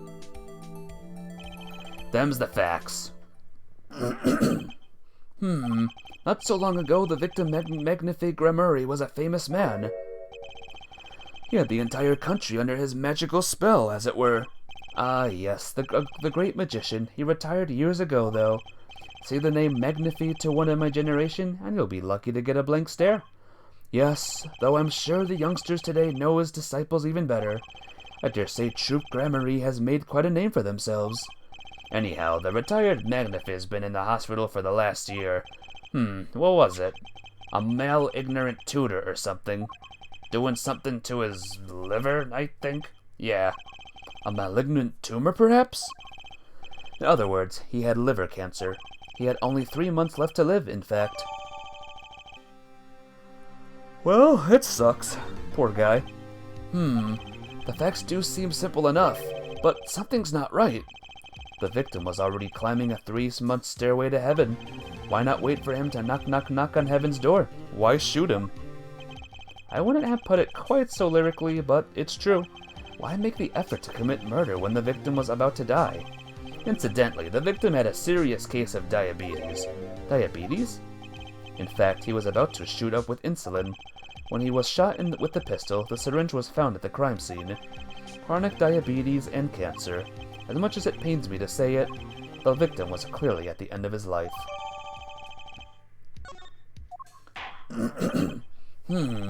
I believe the question before us is clear then. Why did the killer have to shoot this dying man? What reason could he have had? Very well, Detective. Perhaps you can enlighten us as to the circumstances of the shooting. Yes, sir. Here's the question, guys. Who's the murderer of this case now? Actually, the victim kind of ordered the defendant to do him in. A few days before it happened, the victim sent a letter ordering his own murder. The defendant did what was asked of him, and shot the old man in the forehead. Ultima, how are you, brother? Hey, Krusty. What's up? Welcome to the epic trial of Phoenix Wright's final trial. But yeah, how you doing? The bullet was fired from the pistol found at the scene, no doubt about it. And the pistol definitely belonged to the old man, sir. What? You're saying the victim ordered his own shooting? Those are the facts. I have here the letter in question. Huh. Okay.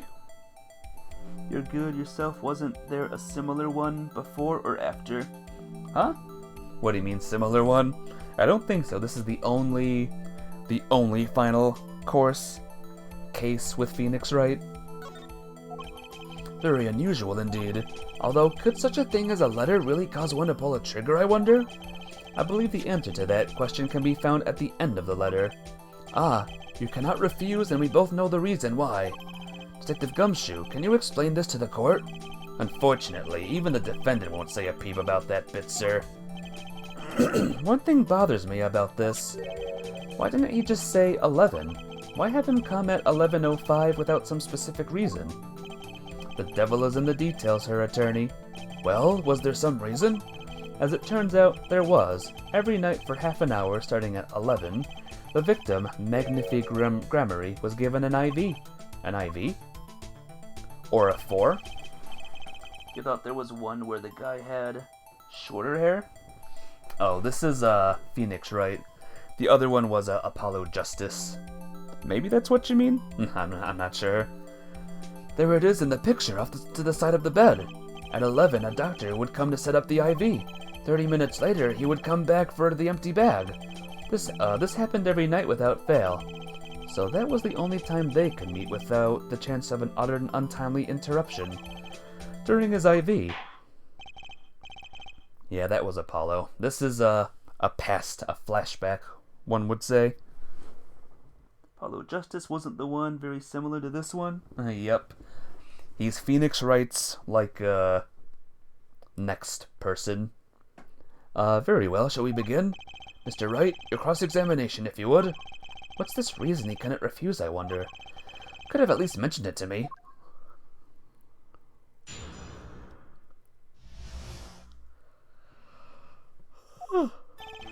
Actually, the victim kind of ordered the defendant to do him in. A few days before it happened, the victim sent a letter ordering his own murder. The defendant did what he asked of him, and he shot the old man in the forehead. How can you be so sure?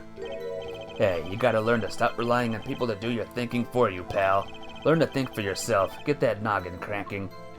You fail to grasp the concept of questioning, Detective. First, we got this letter. It says shoot in the forehead. Loud and clear. I can see that, but I still wouldn't do it. Phoenix Wright's successor. Yep, that's it. That's the right phrasing. Well, maybe you need to grow yourself a backbone, pal. You fail to grasp the concept of shooting people is bad, Detective. He also found the defendant's pistol at the scene. Traces of gunpowder residue shows that it had been fired recently.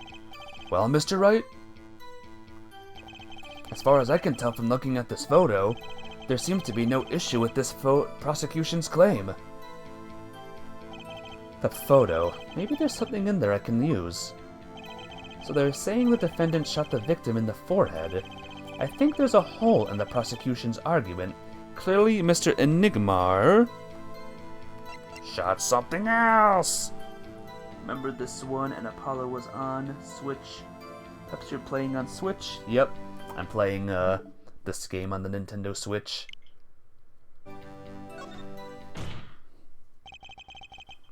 Looking at this photo, another possibility occurs to me. Yes? What does the letter tell us? That the defendant had a reason he couldn't refuse, his teacher wishes. Bingo, pal. That's why the defendant popped him one in the forehead. Oh, the defense disagrees. You see, the defendant had another choice he could make. What? And you can prove that with this photo? I can prove he had a choice, yes. The defendant might have had it fired like he was ordered, but he didn't shoot the victim's forehead. Well, let's hear what you're thinking, Mr. Wright. If he didn't shoot the victim's forehead, what did the defendant shoot? He shot the pistol itself. No, he shot the clown. The clown. You're figuring me out? Oh, good luck. Good luck figuring me out, Krusty. The clown doll? Take a closer look, see? It's been shot in the forehead, too. There's a hole in its forehead. Yes, and a hole in the prosecution's claim. Huh, and I suppose you have a reason as to why he'd shoot the clown doll? He didn't just shoot the doll, he shot the doll's forehead. His forehead? Let's read the orders once more, shall we? You will shoot one shot square in the forehead, which is exactly what he did. He shot the clown doll square in the forehead. The defense has raised an intriguing possibility. That hole in the clown's forehead, it definitely looked like it was shot. Bailiff, send someone to investigate this matter. I admit, I'm impressed, but I expected nothing less. Still, this doesn't mean he didn't shoot the victim. Perhaps he did have to shoot a forehead, as ordered, but the letter says nothing about whose forehead. This was the only way he had to follow his orders without taking a life. The bullet hole in the clown's doll's forehead does demand an explanation. It might very well be a clue, yet Prosecutor Gavin is right. It alone does not prove the defendant's innocence.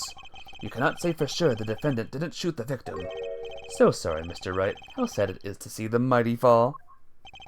How sad it is to see the novice's overconfidence. He doesn't realize just how big this little hole is going to get. Detective Gumshoe, please take this newfound fact into account as you continue your testimony. Right. Go back. The bullet was fired from the pistol found at the scene, no doubt about it. Oh, Hiyori. Oh, you're doing another introduction. Very nice, Hiyori. I'll read that in a bit, alright? I have a big game to stream at the moment. Try and give your introduction, like, in Discord if you possibly can. Anyway, hold it. But how are you today, Hiyori? What's up? You mean this pistol, the one in the crime scene photo? That's the one. It's a funny-looking gun, so there's no mistaking it. We compared the bullet taken from the victim's skull with a bullet fired from his gun. The rifling marks on the bullets were a perfect match. So, you verified the murder weapon, in other words. Oh, you bet we did. And the pistol definitely belonged to the old man, sir.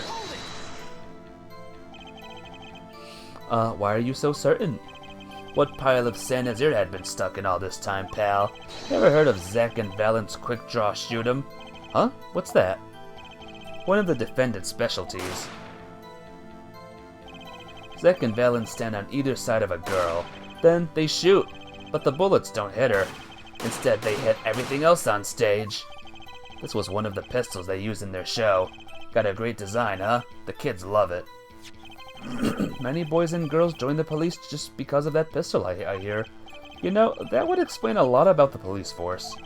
Troop Gramarys stopped doing that act a while ago. The old man held on to that pistol ever since. The court would like to see the pistol in question. You got it, sir. Here she is. Well, this truly is a blast from the past. It's a stage pistol for shooting for magic shows, see? But it can fire real bullets. It looks so much bigger in real life than on TV. Yeah, but it can only hold one round. By the way, the pistol's firing chamber is empty, and it shows traces of having been fired recently. So, were any fingerprints found on the gun? Yep. No one knows your real name? It's Krusty, that's your real name. It's Krusty.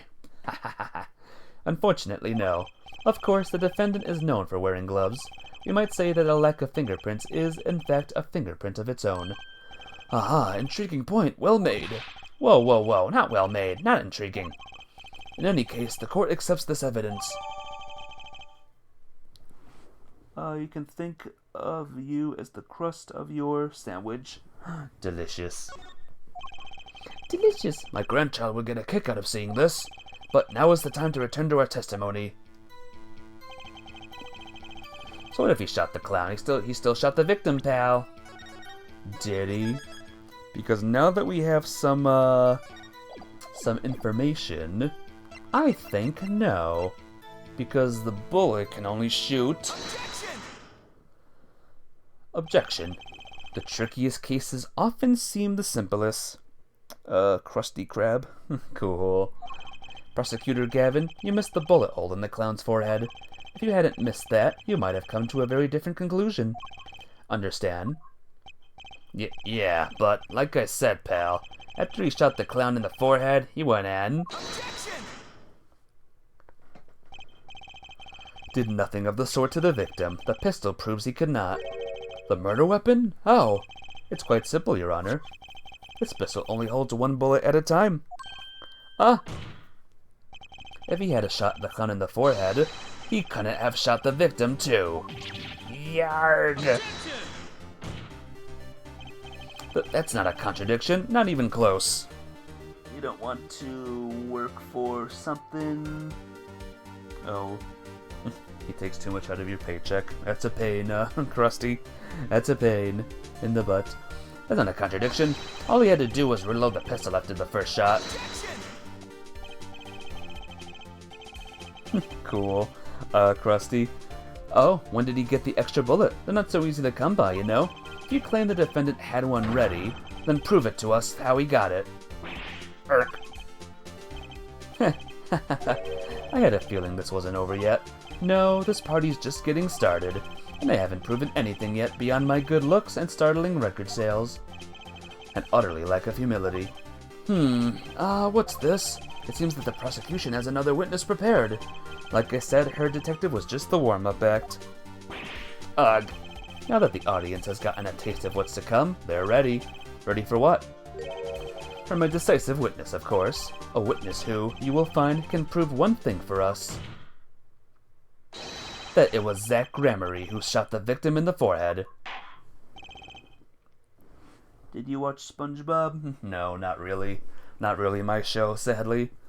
A little bit, but I wasn't really a fan. Very well, we will pause for a 15-minute recess. This might be my lucky break. I'll need that 15 minutes to talk to my client, Zach. Court is adjourned. To be continued already? Wow. Yeah, let's save the game. What do you guys say? Save the game?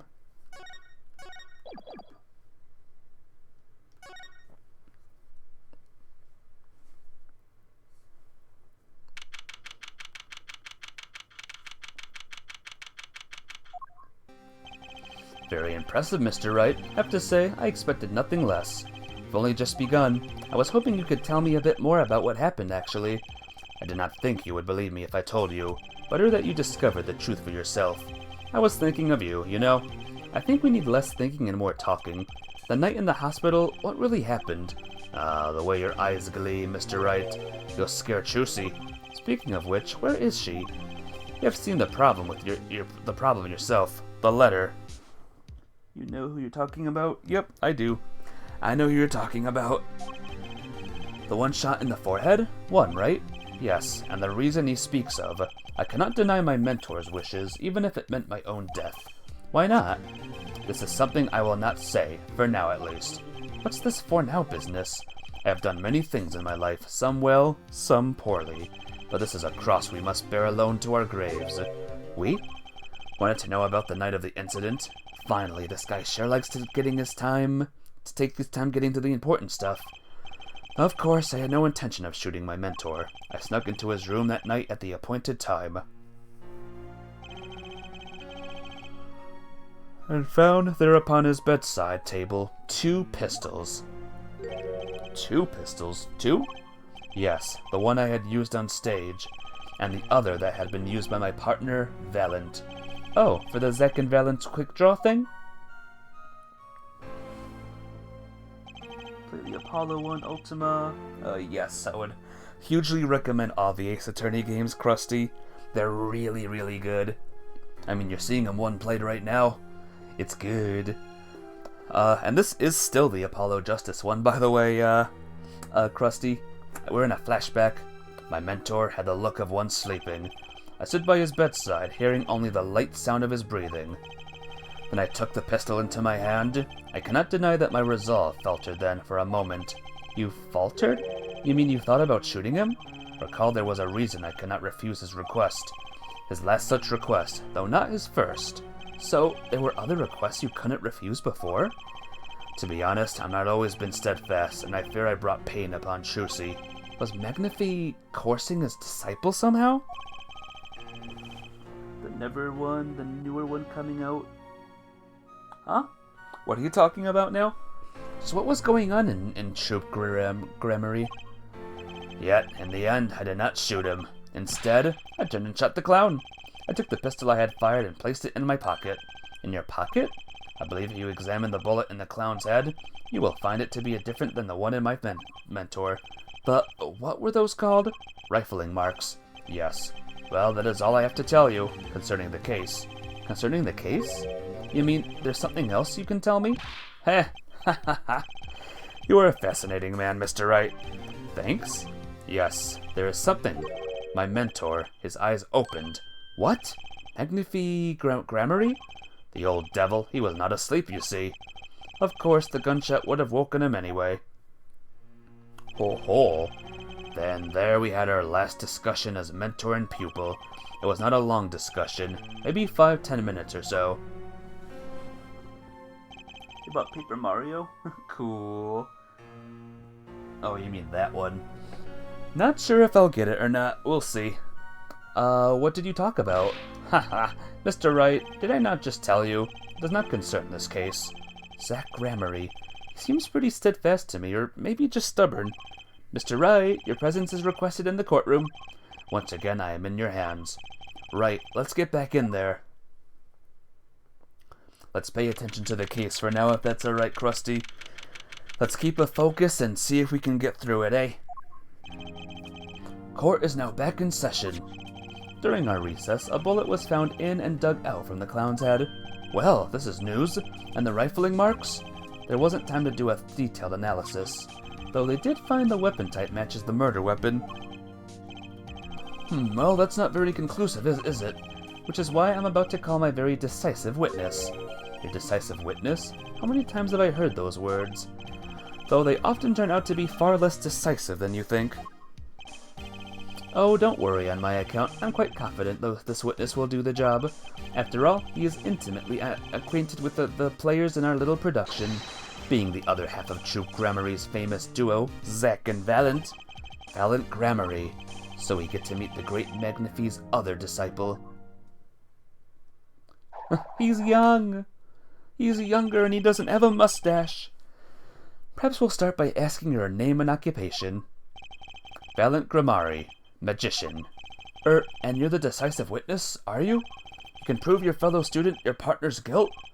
Fate, the grand illusion, filled with traps and tricks. Wait, the shooting took place in that hospital after 11 o'clock at night. If you're a witness, does that mean you were there that late? If one were to deduce this logically, the conclusion is yes. Okay. I always get the characters, don't I? I have an interesting fact for you. You see, several days before the crime, my witness received this. That looks very familiar. Wait, that's the same letter Zack Grammary received. Yes, or perhaps I should say, ta-da! So is it Valent, guys? Is Valent the murderer of this case? Order! And what does that say? Surely not the same thing. Perhaps you should see for yourself.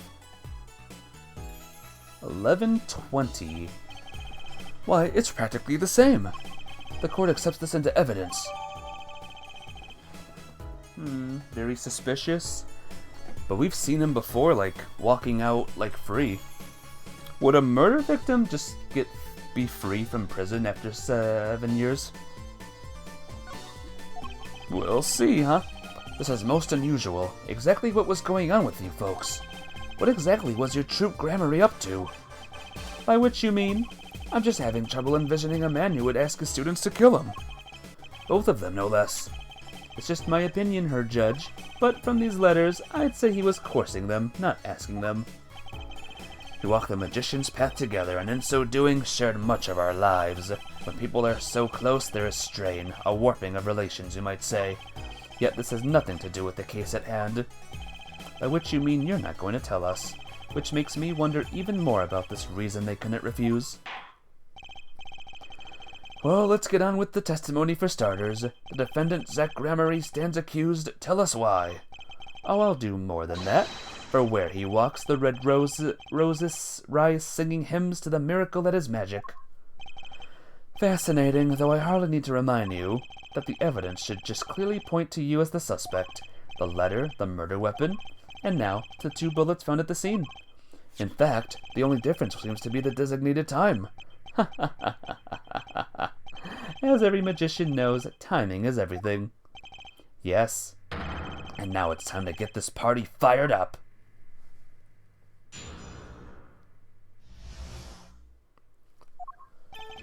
That night, I visited the hospital room at the time Magnifi requested.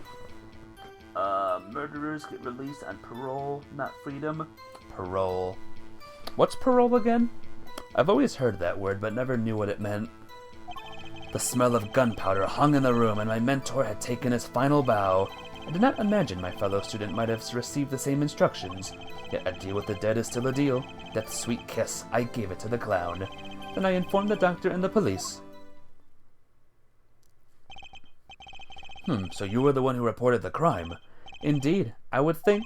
This fact alone would clear my name of suspicion. Let's not jump to any conclusions. Yes, the cross-examination generally comes before the conclusions in this court, but if your testimony proves to be true, then the defendant, Zack Grammary, is guilty. And if it wasn't Zack Grammary, then the killer was you, Valent. It's monitored freedom with lots of restrictions. When a criminal can get out of jail and be monitored by the law enforcement. Constant check-ins, okay. so he's never actually free, but not free from prison at least, or yes, free from prison. And no disappearing act will get you out of that.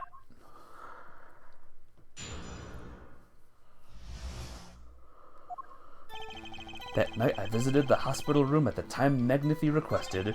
The smell of gunpowder hung in the room, and my mentor had taken his final bow. I did not imagine my fellow student might have received the same instructions, yet a deal with the dead is still a deal. Death's sweet kiss. I gave it to the clown. There were 2 bullet holes at the scene. One in the victim and one in the clown. You're saying the one who shot the clown was you? They have a parole officer they have to check in with. I gotcha. So just like all that stuff that happened in the second Ant-Man movie, right? That was Ant-Man on parole? He had to feel monitored and checked freedoms with officers. It's a pretty good description. I gotcha. No doubt my partner Zach has said much the same thing. Yeah, because whoever didn't shoot the clown committed murder. I'd better dig around here a bit more and see what I can turn up.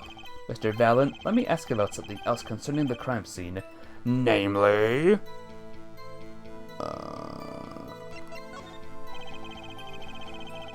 No, Ant-Man.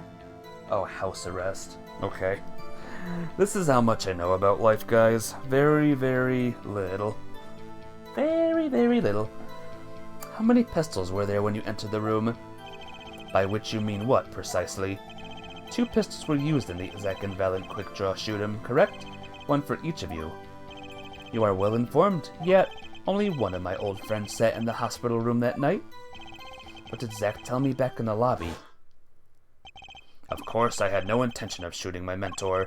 I snuck into his room that night at the appointed time, and found there upon his bedside table 2 pistols. I took the pistol I had fired and placed it in my pocket. I see no problem with that statement. Only 1 pistol is visible in the photograph of the crime scene, after all. So you picked up that pistol and fired it? Indeed I did.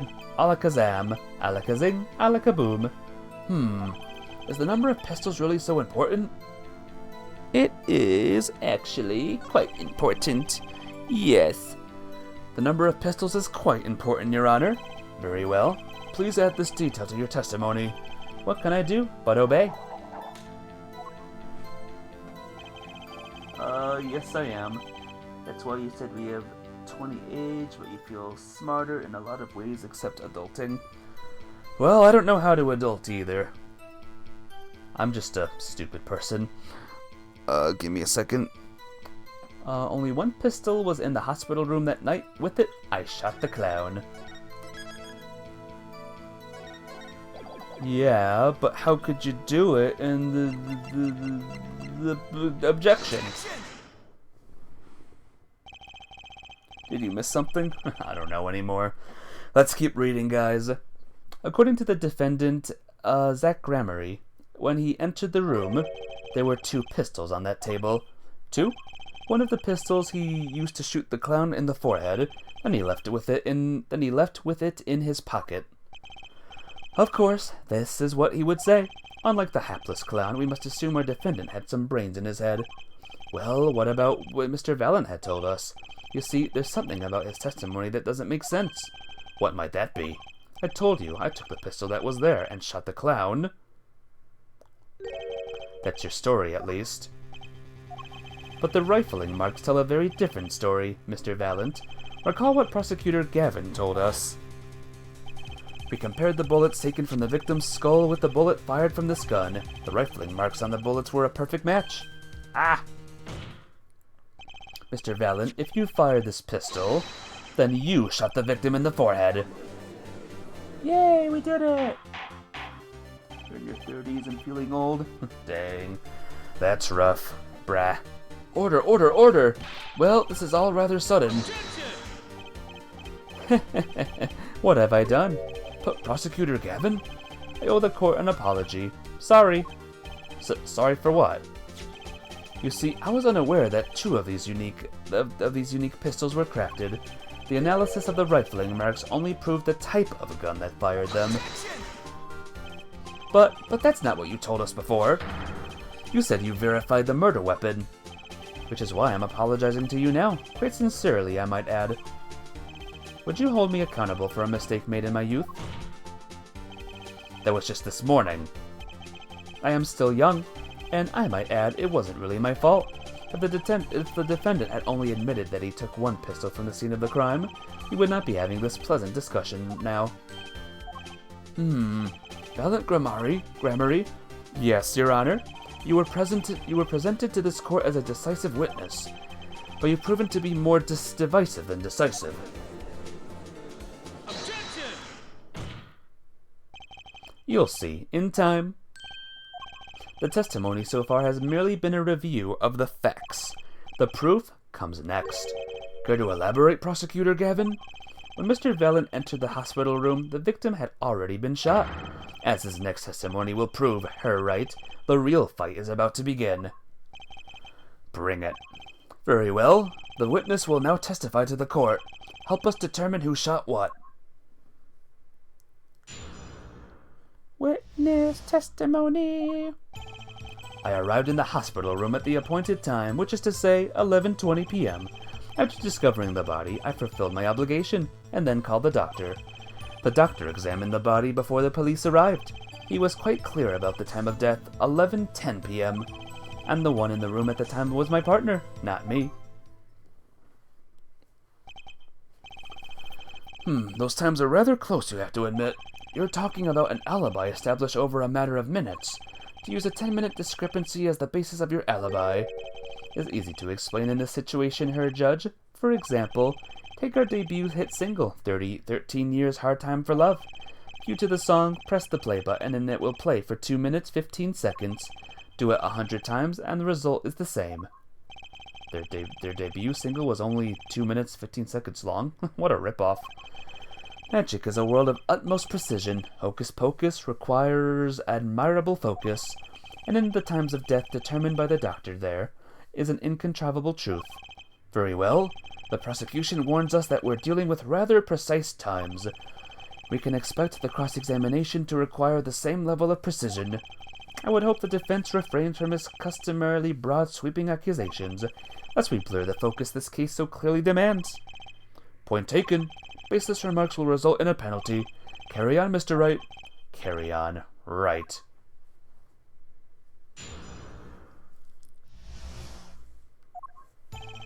I arrived at the hospital room at the appointed time, which is to say 11:20 p.m.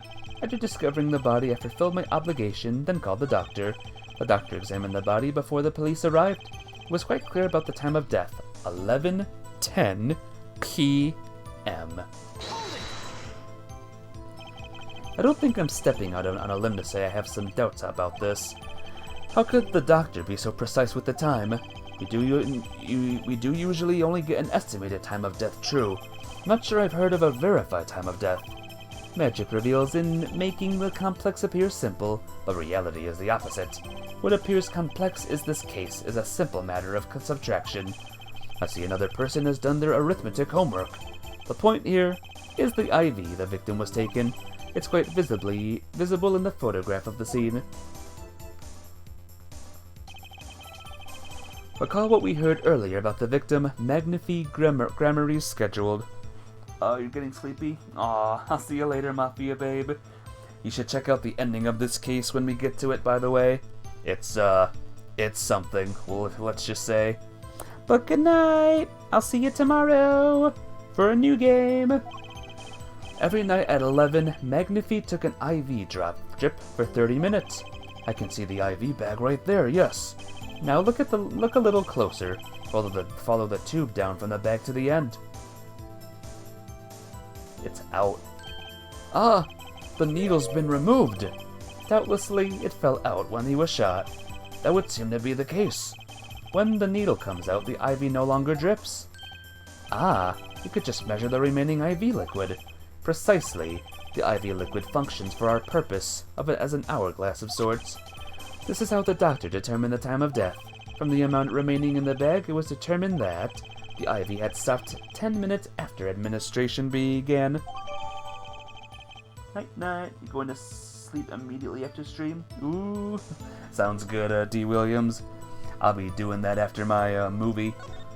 entered the movie tonight, and so it was when I, Valent, entered that room. 10 minutes had passed since that horrible crime was committed. And this is proof. Well, Mr. Wright? That seemed important. Very important. Yes.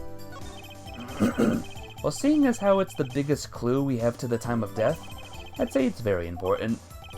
Agreed. It would be hard to imagine a more precise way to determine the time. Behold the power of arithmetic. Very well, the witness will add this detail to his testimony. Sometimes the most magical thing of all is the truth. The water of life springs eternal. The remaining IV liquid proves my innocence. Press. These cases are long. Oh, yeah. These are long cases, but I like long cases. Did you notice the IV yourself by any chance? When first I entered the room, the stench of gunpowder assailed me. Next, the mark of death upon my mentor's forehead. And then, his left arm did I spy a rose, drooping and wilted. Its thorn, the discarded IV needle. Knocking from the vein of the force by the force of the shot. Lucky for you. If that IV had not been there, why, you might be a suspect. Indubitably so. I might say it's thanks to my lucky color. Your lucky color? Indeed, even today wear it proudly upon my suspect self, for it always, without fail, brings me luck. Why, when Zack and Valent won their first Magicians Grand Prix, yes, the very one held by the Association of International Magicians, I was adorned in this attire then too. And our trophy, a bust. What a day it was. Crone, this is one trip down memory lane no one needs. My lucky color, yes indeed, and that ivy too. I say I think 'twas hued especially for me, Valent. That does seem to be the case indeed. Well, Mr. Wright, any thoughts on this testimony? Valent sure looks happy with himself. Okay, how about this lucky color testimony? There's kind of a contradiction here. Certainly sounds like your lucky colors brought you plenty of luck. But not this time, Mr. Valent. Your lucky colors betrayed you. I'm afraid you've lost me. Your Honor, the witness's testimony just now clearly contradicts the evidence. What? Please recall my warning at the beginning of this cross-examination, Mr. Wright. Baseless accusations will be duly penalized. I do hope this latest accusation is well based. Don't worry, I've got all your bases right here. Very well, let's hear the defense's claim. Where's your evidence that contradicts what Mr. Valent had told us? Right here, guys. What do you know? The crime scene tells all, Your Honor. The photo of the crime scene? All this talk of color has me yearning for black and white, clear-cut simplicity. Tell us, Herr Wright, just where is the contradiction in this photo? My pleasure, and I assure you it's quite simple. But I can't promise anything in black and white. Let's hear what Mr. Wright has to say. What is this photo contradicts the witness's testimony? Quick question, guys. Does this IV bag look, yellow to you at all? Is there anything yellow about this?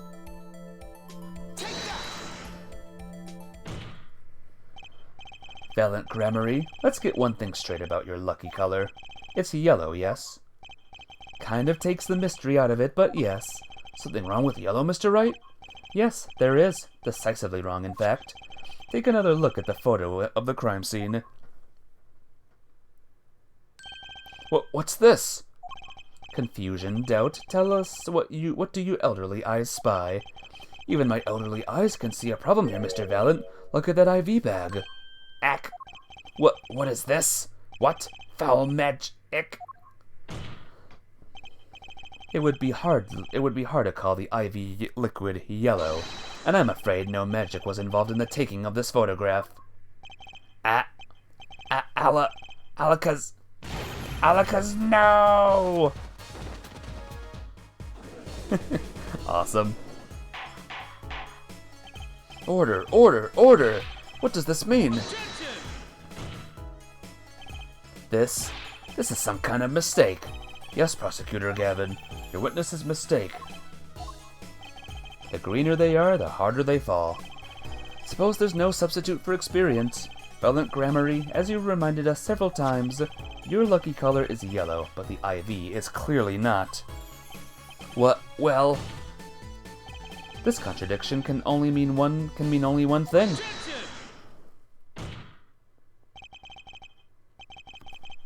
And to think, you almost had me. I see your true colors now, Ace Attorney, Phoenix Wright. Roll credit? Something you would like to tell us, Prosecutor Gavin? As far as this note court can tell, the witness's testimony does contradict the evidence. Yes, a contradiction. One that I shall be pleased to hand right back to Mr. Wright. How do you mean? How? Because the witness had made no mistakes. I agree at a glance the IV liquid does appear as sort of greenish yellow, but I assure you the liquid itself is quite yellow. Yellow liquid? How can you say that? As far as I can tell from this photo, it's green. Yes, but what color is the IV bag itself? The bag? You mean the plastic bag on the hook? It looks like I want to say light blue? Precisely. Figured it out yet? Put a yellow liquid in a blue bag and... you get green. This, incidentally, is the liquid's true color. I see. Your explanation does have the ring of truth to it. Well... As I thought, there's no substitute for experience, Prosecutor Gavin. What? You may tell a good tale, but you've just proven something rather grave, for you that is. Grave? The liquid in the IV is yellow, yes. But how did this witness know that? It's quite unnatural when you think about it. You did think about it, did you? Irk. Your Honor, the defense requests an explanation from the witness. At the scene of the crime, the IV liquid appears to be green.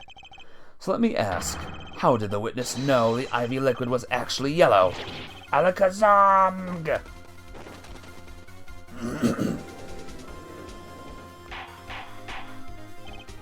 Order, order, order!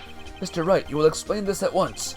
The witness clearly knew the color of the IV liquid, so I'm sure it means something, but what? I can think of only one possibility, Your Honor. The witness, Valent Gramarye, has testified that the IV liquid was yellow because... he'd seen it before? No.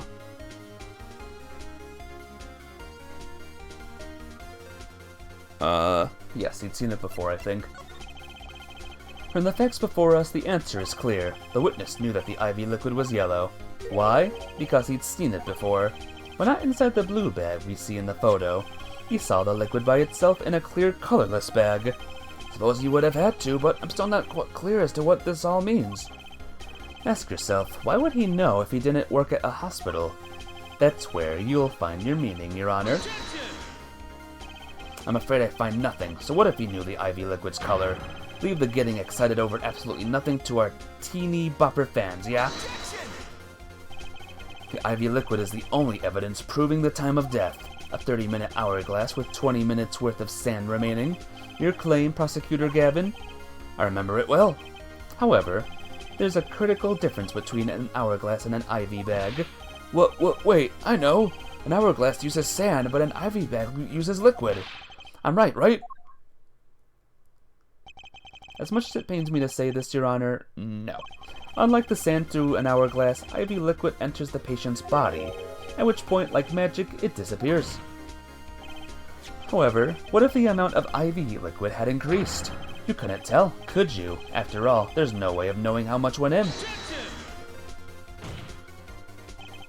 Let me get this straight here, right? You're saying the witness watered down the victim's IV bag? Not with water, but with IV liquid. That's how you knew the IV liquid was yellow. Now wait, I said wait. How might an amateur such as myself essay to perform such a task? I'm an amateur too, but I can pour water into a cup. I'm afraid there's quite a big difference between a cup and an IV bag. Quite. Can you prove our witness is capable of such a feat? He has a point, amateurs. I at least would have some difficulty pouring IV liquid into that bag. Don't need to be an expert to see the look on the witness's face. He added the liquid to that IV to throw off the time of death. I'm tired of these fairy tales lacking evidence. Well, Mr. Wright, any solid evidence to bring us back down to earth? Valiant Gramarye, I'm afraid your magic won't serve you well in a life of crime. Might I ask what you're strongly suggesting? Magic relies on props, and props become evidence. Our witness was certainly able to increase the amount of IV liquid in the bag. All he had to do was work a little magic, and the prop was... It was... this. Yes.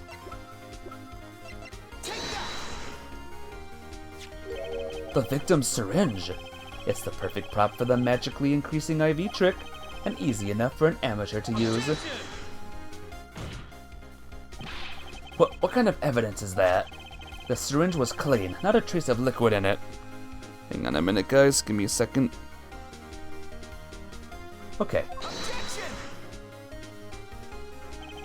And don't you find that odd, Prosecutor Gavin? What? The victim had the syringe to administer his insulin shots. There should have been traces of insulin left inside. Well, Valiant Gramarye, as you pointed out yourself, the IV liquid makes the perfect lock. One that you can manipulate at will. Alakazam!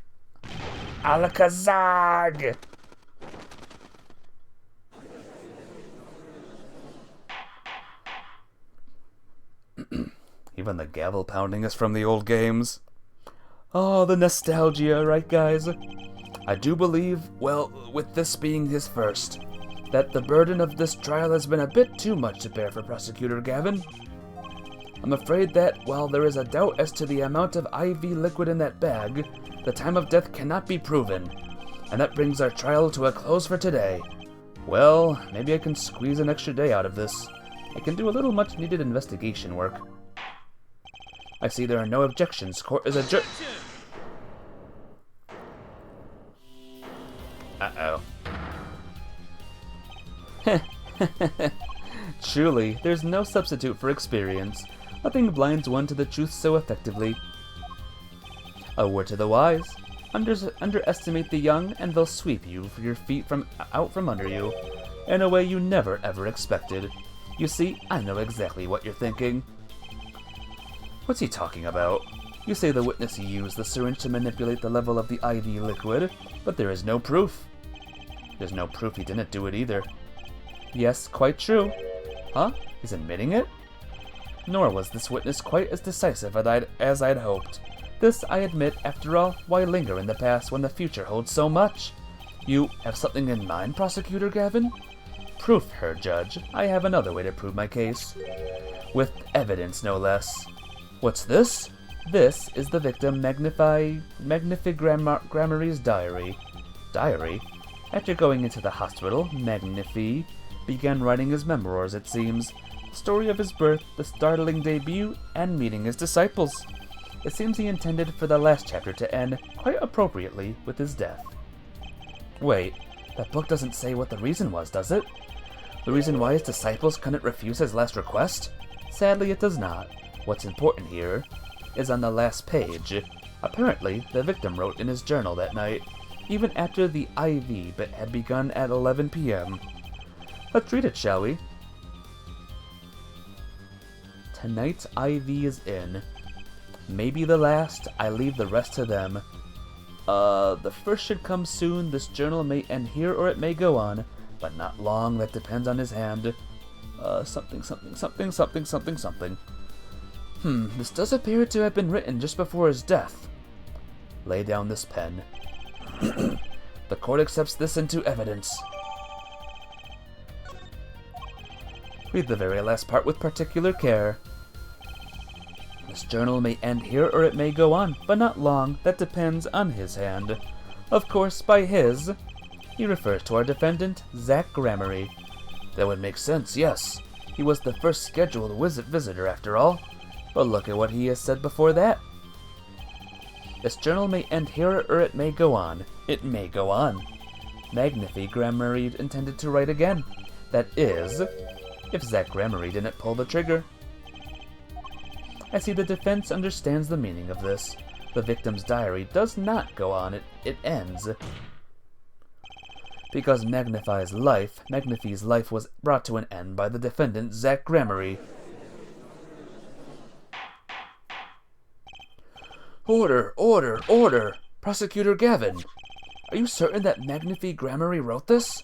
There is no mistaking his handwriting. Well, this does seem to be significant. According to this, Magnifi did intend to continue his diary. Yet, if his diary ended here, which plainly it did, then the one who pulled the trigger was the first visitor, Zach Gramarye. Well, how do you like me now, Her Right? Still too green for your taste, He's right about the diary being pretty clear, still I find it hard to believe that he'd overlook such an obvious problem with his precious evidence. Well, Mr. Wright, the witness's testimony we heard was lacking. But put together with this evidence, it seems quite sufficient for a case. If the diary is accepted like this, the trial's over. Maybe it's time for me to show them something. Yeah, let's do it. I'm left with no choice but to show my own evidence. What? You have some evidence that overturns this diary?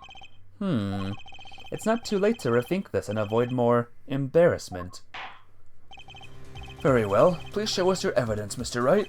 Incidentally, don't even think of showing us this diary I've just shown the court. Now that we've come this far, I hope you have something a little more decisive. Show us evidence that proves the victim continued writing his diary. Alright, I'd be happy to. The decisive evidence proving that the diary didn't end with this page is... Do I have to, guys? Do I have to do this? Fate's clock will make me wait a little longer. At least only less than 10 swift minutes remain. To all those who have supported me in my life's work, I give thanks. Farewell. Okay.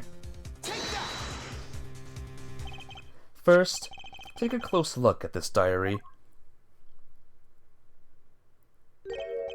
Note that a page has clearly been ripped out. What's this? I hadn't noticed that at all. That's why we're still here talking about this. As it just so happens, I have here what I believe to be the missing page. Alaka, I don't believe it! Looking at this page, it's hard to imagine that the first visitor that night shot Magnifi Gramarye. That's the defense's position. Wait, let me see that.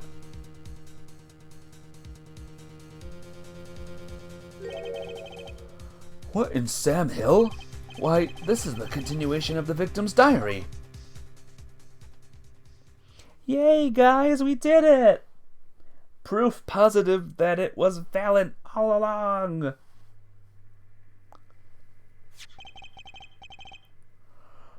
Note the torn edge of the page.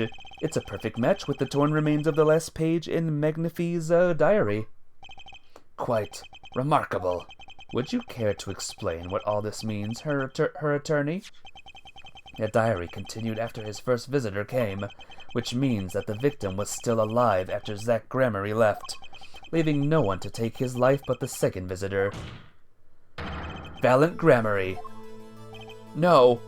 No!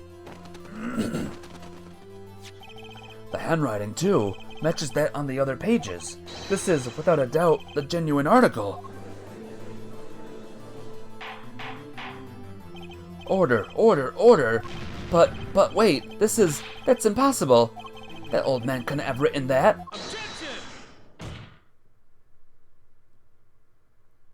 Uh-oh. Finally. You just couldn't resist, could you, Her Right?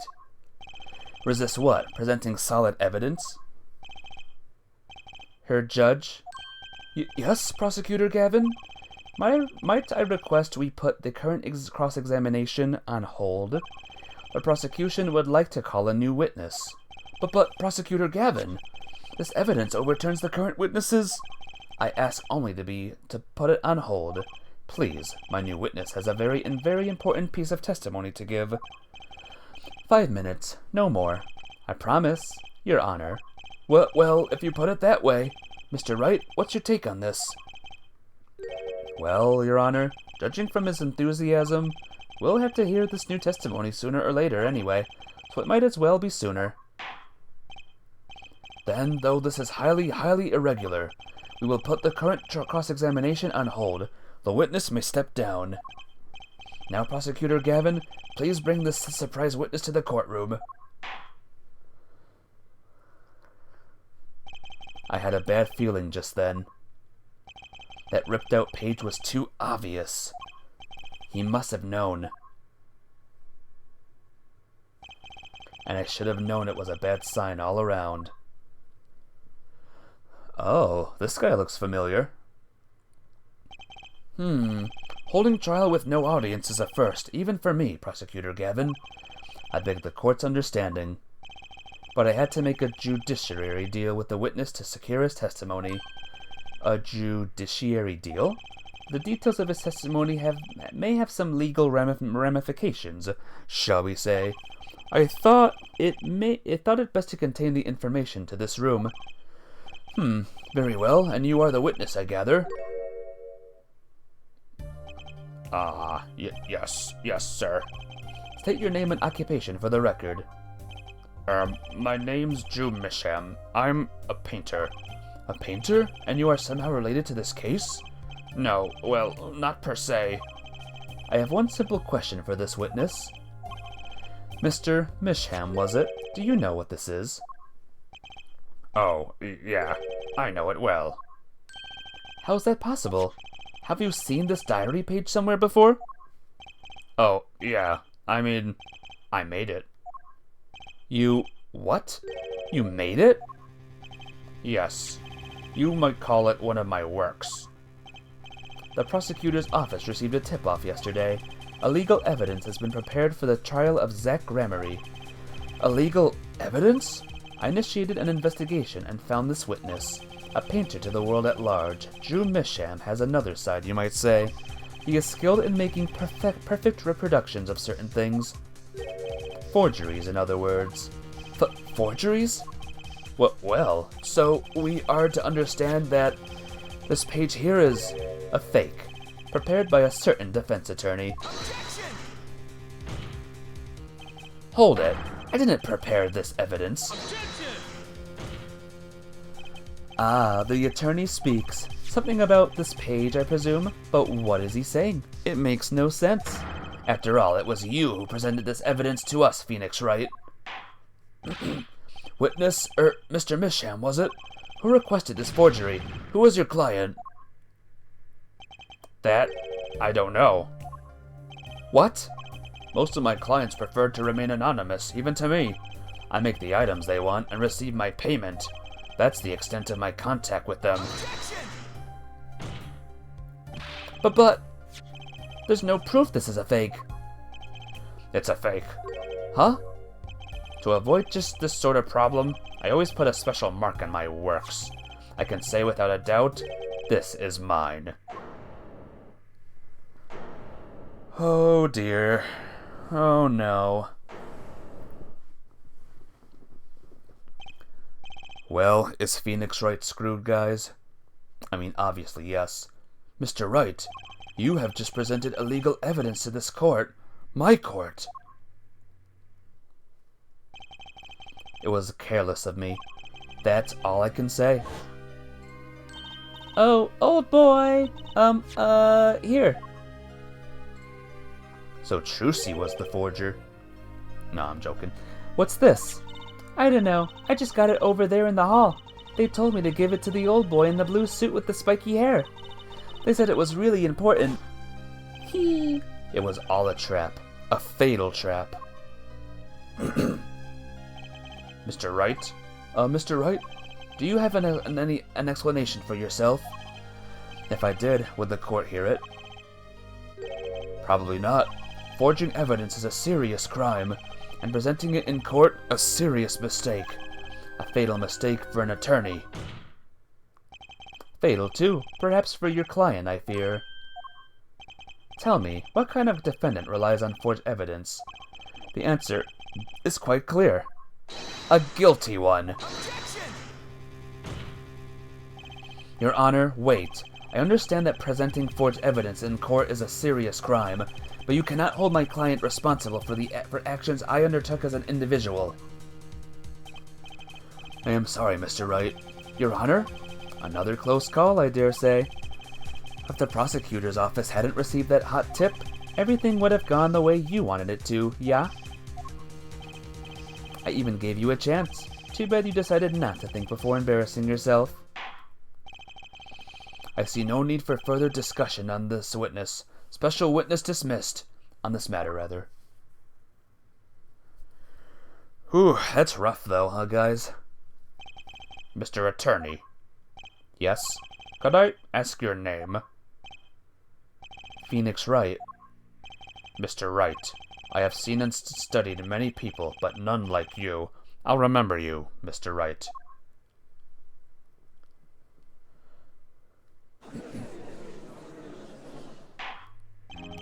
Though I deeply regret having to declare a verdict in this way, this trial is over.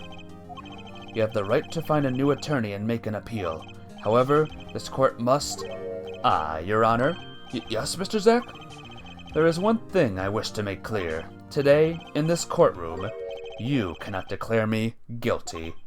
It is impossible. I'm afraid the defendant is quite mistaken. I most certainly have the authority to declare a verdict on you. Except, tell me, how do you plan on announcing your verdict when your defendant does not exist? Doesn't exist? What are you talking about? I am talking about this. Oh! Mr. Enigmar! The defendant's escaped. Find him. Quick! Bailiff, close all exits from the building. On the double. He must not be allowed to escape. That day, in that courtroom, a miracle occurred. The defendant, Shadi Enigmar, aka Zack Gramarye, did not just escape from court. He literally, unbelievably, vanished. Right before the bailiff's eyes. No one ever saw him again, not since that day. This is the Gramarye miracle. Ha ha ha ha ha ha.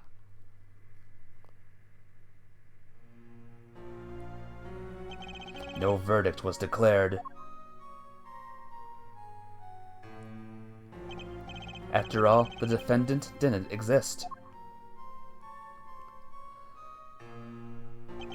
That's how it happened. The trial of magician Zack Gramarye vanished, along with him, for all eternity. On the one hand, he would absolutely be punished for presenting fake evidence, since lawyers need to verify everything they present in court for any reason. So, yeah, Phoenix did get punished. He was framed, though. The poor guy was framed.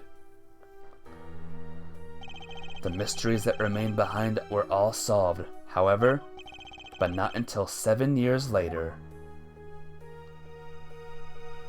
This is where things get a little bit weird, by the way. This is where things get, like, the most weird in any Ace Attorney game that we've ever seen. We have 30 minutes. Let's enjoy this moment, this part of the game. That trial 7 years ago was the beginning of it all. This I know beyond a doubt. The mysteries of the past work their magic on the present, but you'll soon be finding all of this out for yourself. Which of Magnifie's and Gramarye's disciples pulled the trigger?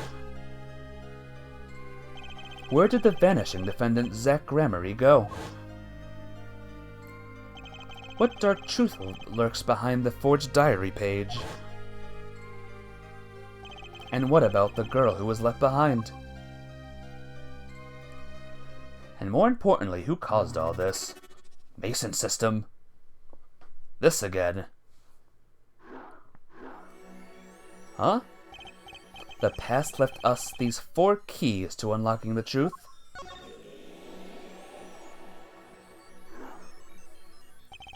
But that's not all. There are 4 keys in the present as well.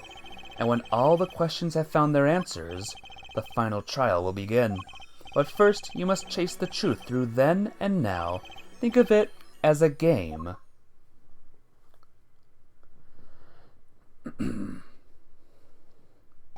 I, Phoenix Wright, will be your guide through this game.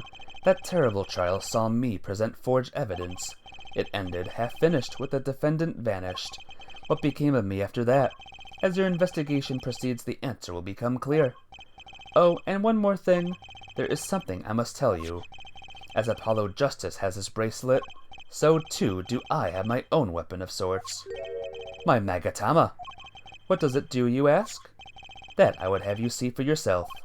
Well now, shall we begin? Use L and R to jump between the past and present, but let's begin 7 years ago, in the past. It is right after my last trial came to an abrupt end. Now that you know the game, let's play.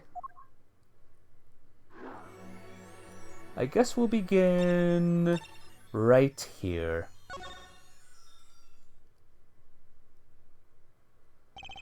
The nightmare trial was over, and the new nightmare of figuring out what had happened had just begun. I wanted to wake up, to walk away, but I figured I'm the only one who could do this, probably. And besides, I had plenty of time.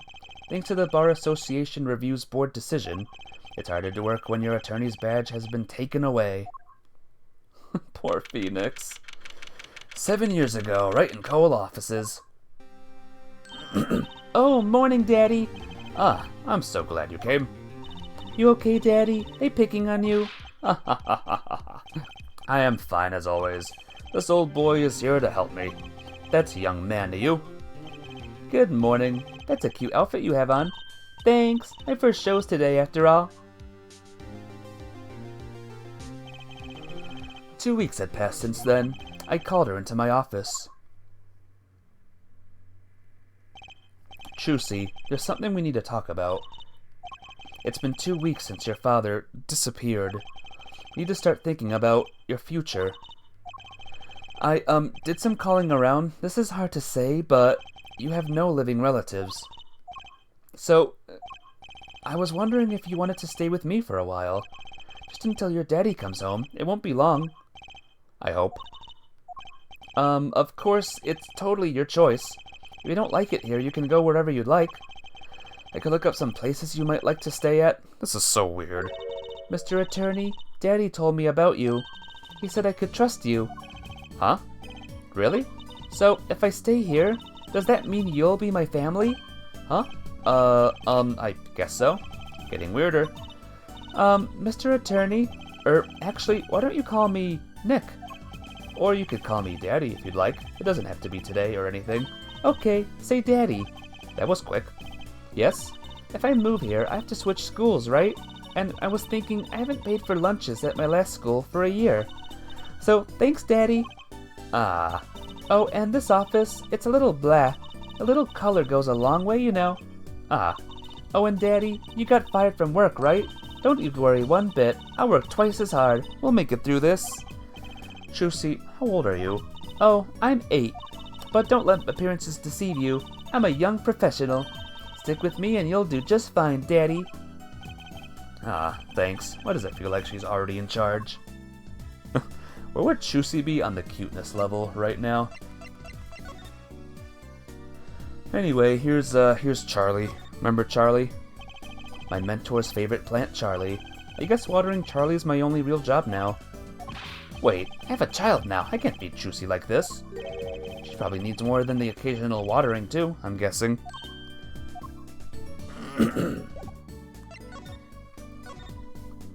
So, Daddy, you got fired from being a lawyer, right? You could at least kind of look aside or something when you say that. It's actually kind of hard for me. For Daddy. Oh, I'm sorry, Daddy. Wait, is that foolish pride? My other daddy always used to talk about that. Actually, that's pretty accurate. So, here's my idea. We'll make a new office. Law just seems so stiff, doesn't it? And no one will be my friend at school that way. Well, that won't do, I guess. Just don't know much about anything other than law. Or even much about law, if you were to ask some people. Maybe the problem is calling it an office. We should run an agency instead. You mean, like a talent agency? Forgive me for asking, but doesn't that require talent? You've got me, don't you? I'm a professional. A professional? Yeah. After all, I am directly descended from the famous Zach Gramarye. Directly descended? He's your father. Oh. And I'm directly descended from the famous Phoenix Wright, too. I think an 8-year-old just massaged my ego. Could you tell me a bit more about your daddy, Zach Gramarye? Daddy? Sure thing, Daddy. Which daddy was that again? Daddy's so amazing. The biggest star of Troop Gramarye, and they're big. The Gramarys. They were on television a lot. Haven't seen them on much recently, come to think of it. Big magic happens when you put Zack and Valiant Gramarye together, you know? Once they made a giant waterfall right there on the stage, and this giant trout swam up the giant waterfall. Let me guess, there was a giant fisherman waiting for him at the top? I wish I could have seen more of Daddy's magic. Ack, I shouldn't have brought it up so soon. I wonder what'll happen to me with Daddy and Mommy both gone. Mommy? Yeah, what about Mommy? I haven't heard anything about Trucy's mother. But I have my magic and a great daddy, even if he is unemployed. You know, I think things are going to be okay. I wonder if she'll talk about her mother. So Trucy, you're a professional? Yes, it's like that thing they say, baby frogs grow up to be frogs? They say that? I always thought that it was funny though. What was? Aren't baby frogs called tadpoles? Maybe they thought it would be easier to understand that way for kids? How stupid. Right, so in conclusion, you're a professional magician, Trucy. That's right. Well, wanna see a trick? You're going to do a magic trick? Yeah, show me. Actually, I would like to see your trick. The future of the agency depends on it, after all. That's the spirit. Ready? Here goes. Ta-da! Oh, God. Hey, folks, it's Mr. Hat. I gotta say, it's good to be seen. Yarg! Whoa, that was startling. The amazing Mr. Hat. Isn't he great? Your friendly neighborhood Mr. Hat at your service. He certainly makes an impression.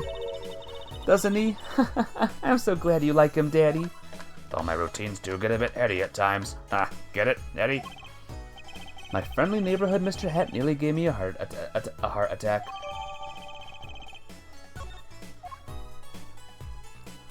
Oh, by the way, guys, look at Phoenix's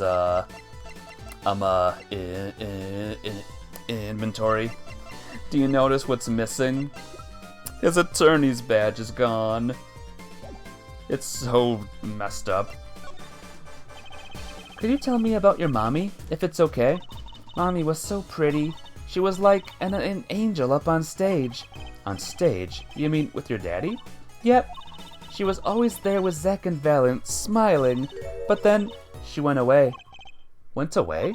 It was a grand illusion, but she made a mistake. She vanished, and I guess she didn't know how to get back. Maybe so. I cried then, a lot. That's when Daddy gave me this, here. Ah, this locket. Oh, it's a different locket. This is your mother? She's beautiful. Her name's Thalassa Gramarye. Poor girl, I didn't know her mommy had gone missing. And now her daddy's vanished too, right before her eyes. Hey Daddy, don't worry, won't vanish, I promise. Right, you can even do magic. You're like a backup plan. Daddy always said to have a backup plan. I guess all I rate as is a backup plan.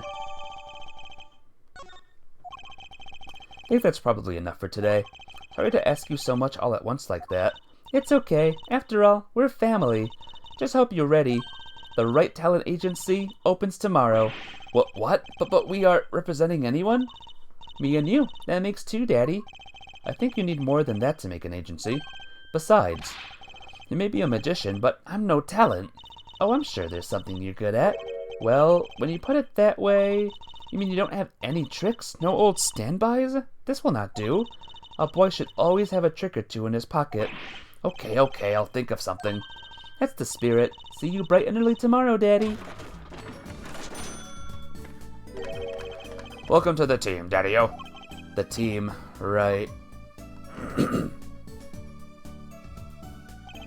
Sometimes when magicians vanish, they leave something behind.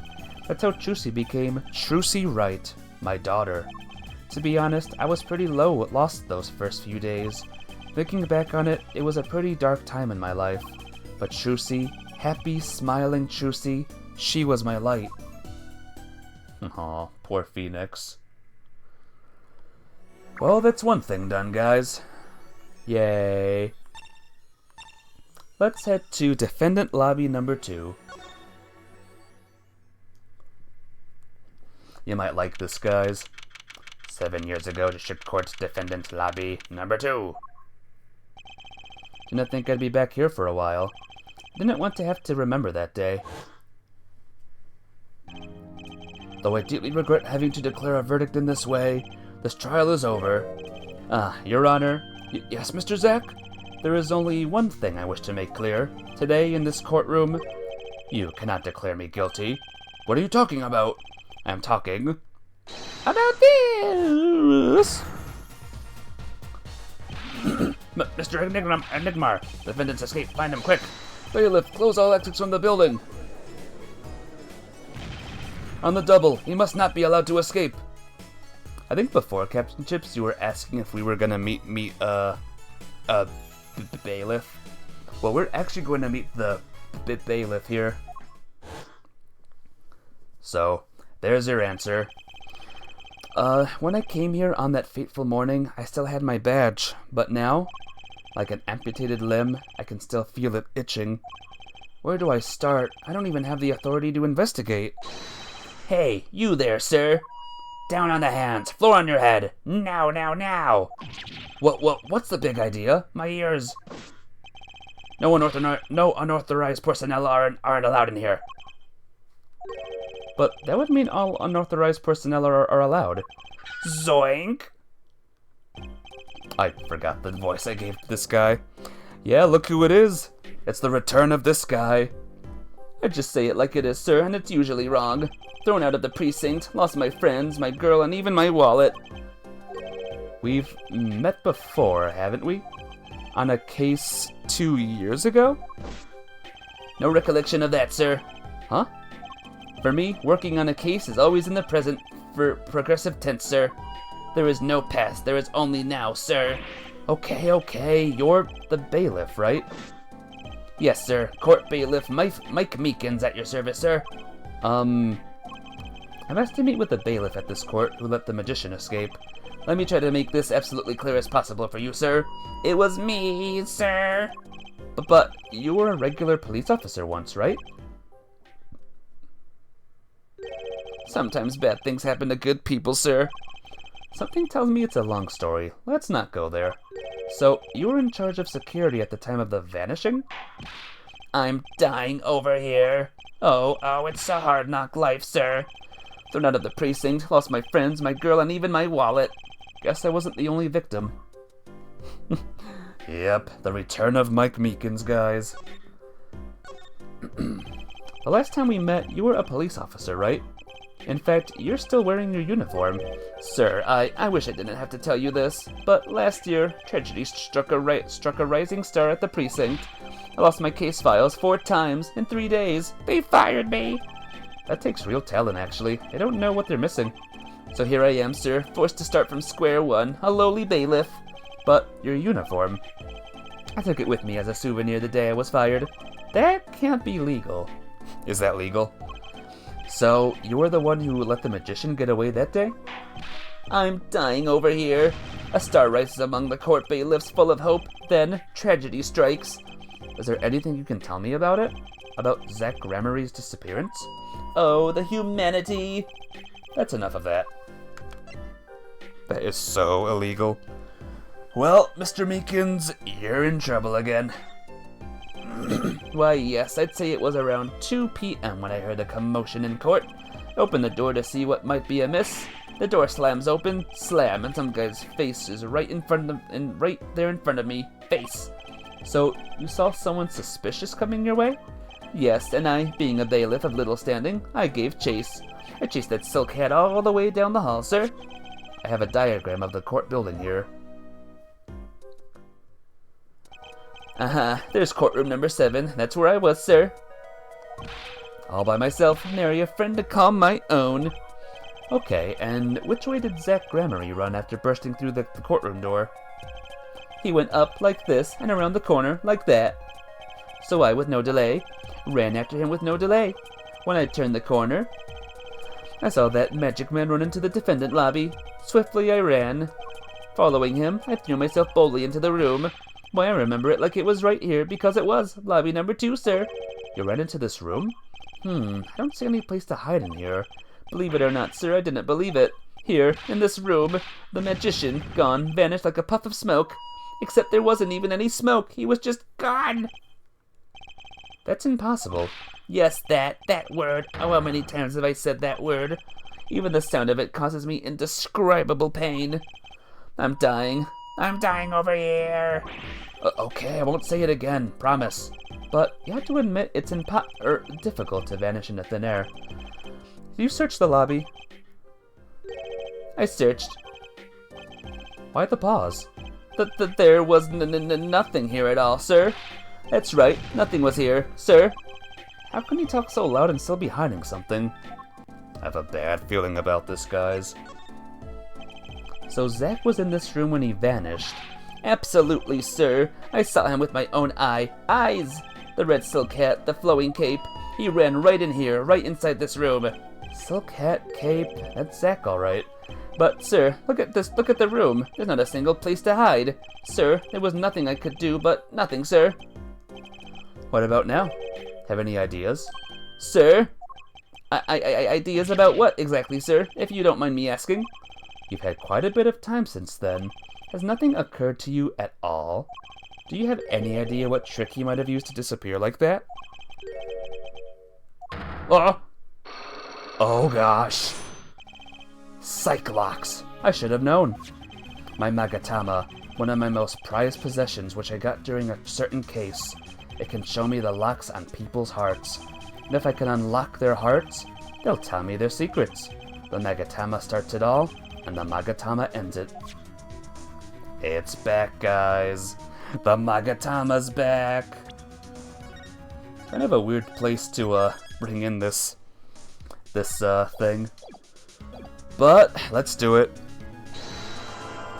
Whoa, that's new.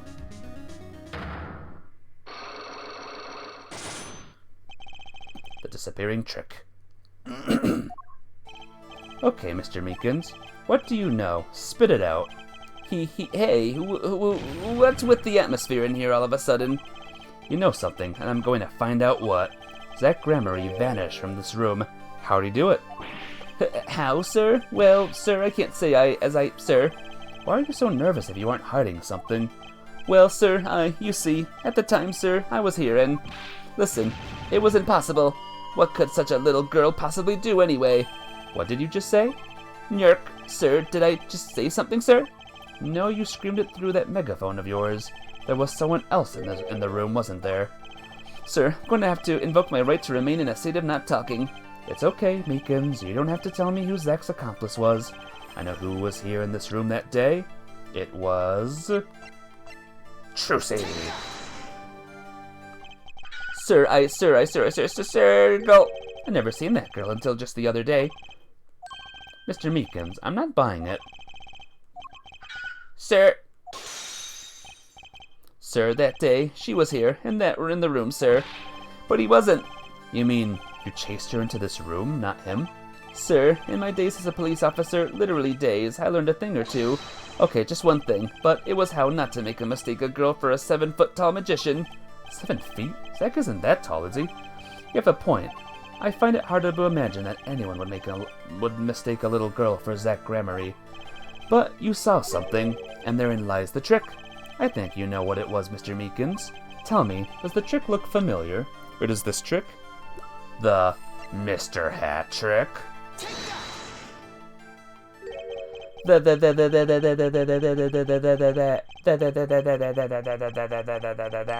What's that? That girl's favorite trick, the amazing Mr. Hat. She uses it in her showdown at the Wonder Bar. Have you been to the Wonder Bar? So, it wasn't a waking dream, was it, sir? Come again? That night, on stage, I saw a vision, except it wasn't a vision. It was a hat. An amazing Mr. Hat. He really exists.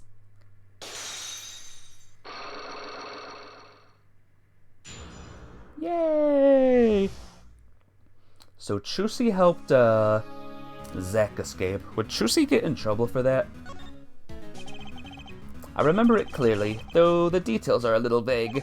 Zack Gramarye exited the courtroom. I gave chase and cornered him in a corner room, sir. Zach Gramarye, don't even think you can escape Meekins. Down on your hands, floor on your head. Hello? Something the matter, mister? No, that is... Sir, I'm currently chasing a suspect, sir. Zach Gramarye, do you know him? Oh, I love Zach Gramarye. His magic is the best.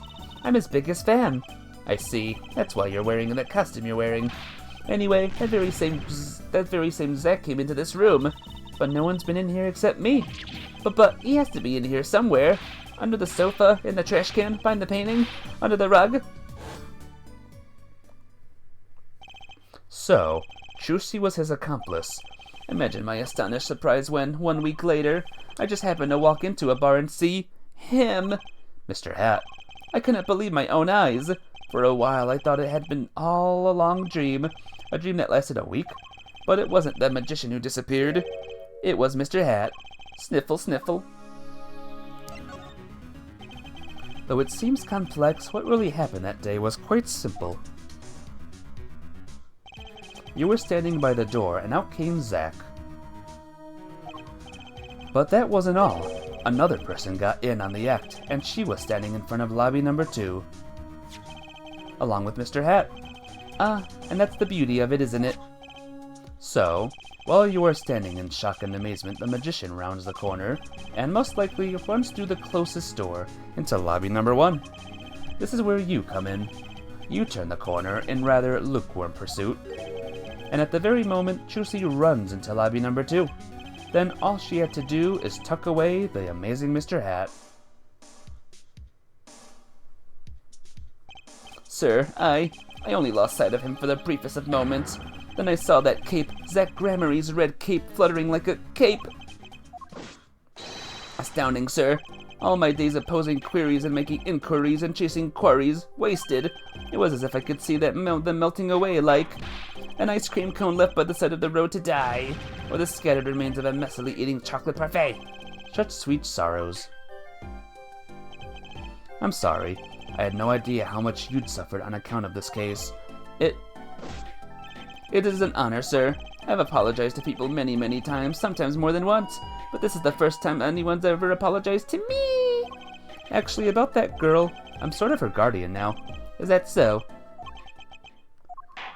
Sir, you should know that I harbor no ill feelings whatsoever in my arbor.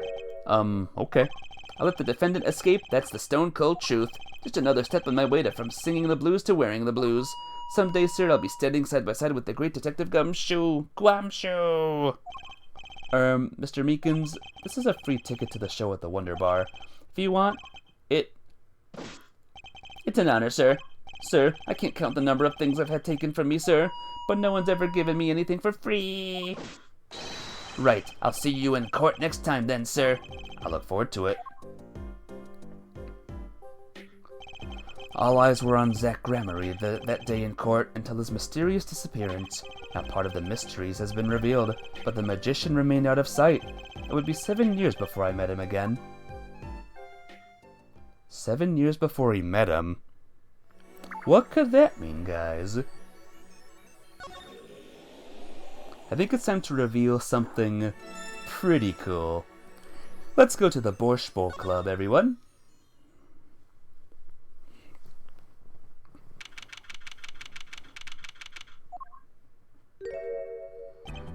I'll be taking my leave now. Still have some work to do back at the office. Then I guess I'll go back to my piano. To be honest, it's better when you aren't playing. This frigid culinary dungeon almost feels comfortable. Later then.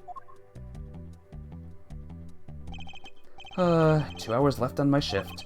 Wonder if we'll get any customers tonight. Ahem. Do you know who I am? Hey, it's what's his name? Shouty Smith from the first case, remember? Who I am? No, but if you could hum it, I can play it. Just kidding, I don't do requests. How about a different sort of request? You see, I play cards. Oh, a customer. I was just hoping someone would come in and save me from a night on at the Keys. I seek a true competition. I have heard the Borscht Bowl Club is the place for this. Now I see the rumor is true. And this is? A friend of yours? Don't mind me. I'm just your friendly neighborhood newsman. He will not be playing tonight. When his business is finished, I shall send him home. This competition will be between us, no others. The Right Talent Agency represents 2 artists, and I'm number 2. I play piano. Well, sort of. It's actually just a front for my real talent, which is playing poker. Don't ask me how I got started. I don't remember. But I'm good. Real good. It didn't take long for the rumors to get around. Go to the Borscht Bowl Club if you want a real game. That guy's never lost. People don't come to hear me tickle the ivory. They come to watch me play cards.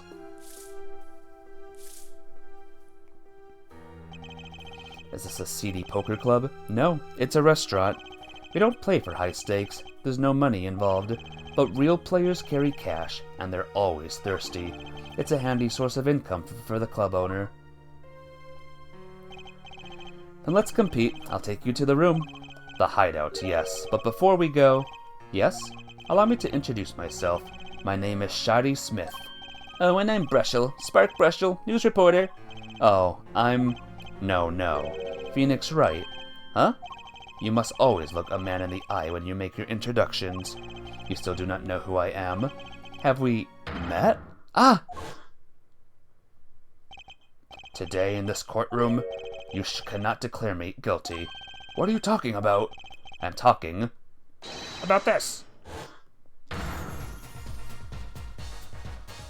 Mr. Enigmar! The defendant escaped. Find him, quick! Bailiff, close all exits from the building. On the double, he must not be allowed to escape. You can't be, but you're Zach Gramarye? Yes, the reincarnation act of the century. Pity I have only an audience of one. You. Zach Gramarye? This must be a bad dream. In a sense, this guy ruined my life. You there. Da? We will play soon. Ready the room. Da, I will be preparing the hideout for you. Are you really him? The Zach Gramarye? Now I am Shadi Smith. Remember this. How many years has it been now? Yep, that's my YouTube channel. In exactly 3 days from now, it will be 7. I cause you much inconvenience, I fear. Yeah, you could say that. Is she well? Shusi, I mean. She's fine. I've got her working already. Hope you don't mind. I need hardly express my gratitude, but you have it. This is why I have come. That, and to settle a matter of cards. By which you mean poker? Those eyes. He's serious. I despise losing above all else, and so I've decided that I will win tonight, no matter what it takes. I know this guy's type, and they're dangerous. Everything's about the competition, all else is secondary. Perhaps we should take this time to talk before we play. I know you have much to ask me, and I you. Whew, we have a lot to unpack next time, guys. Shadi Smith is Zach Gramarye, which asks a lot of questions involving that first case. But sadly though, I'm going to be ending stream right now. Little fun fact, guys. You'll want to come to the stream early next time, because next time I stream this will actually be the finale of the game, believe it or not. So yeah, we're right at the end now. Thank you all for watching. Have a good night, and I'll see you all tomorrow for a new Princess Peach game. It should be fun. Take care, guys. Love you all. Bye-bye.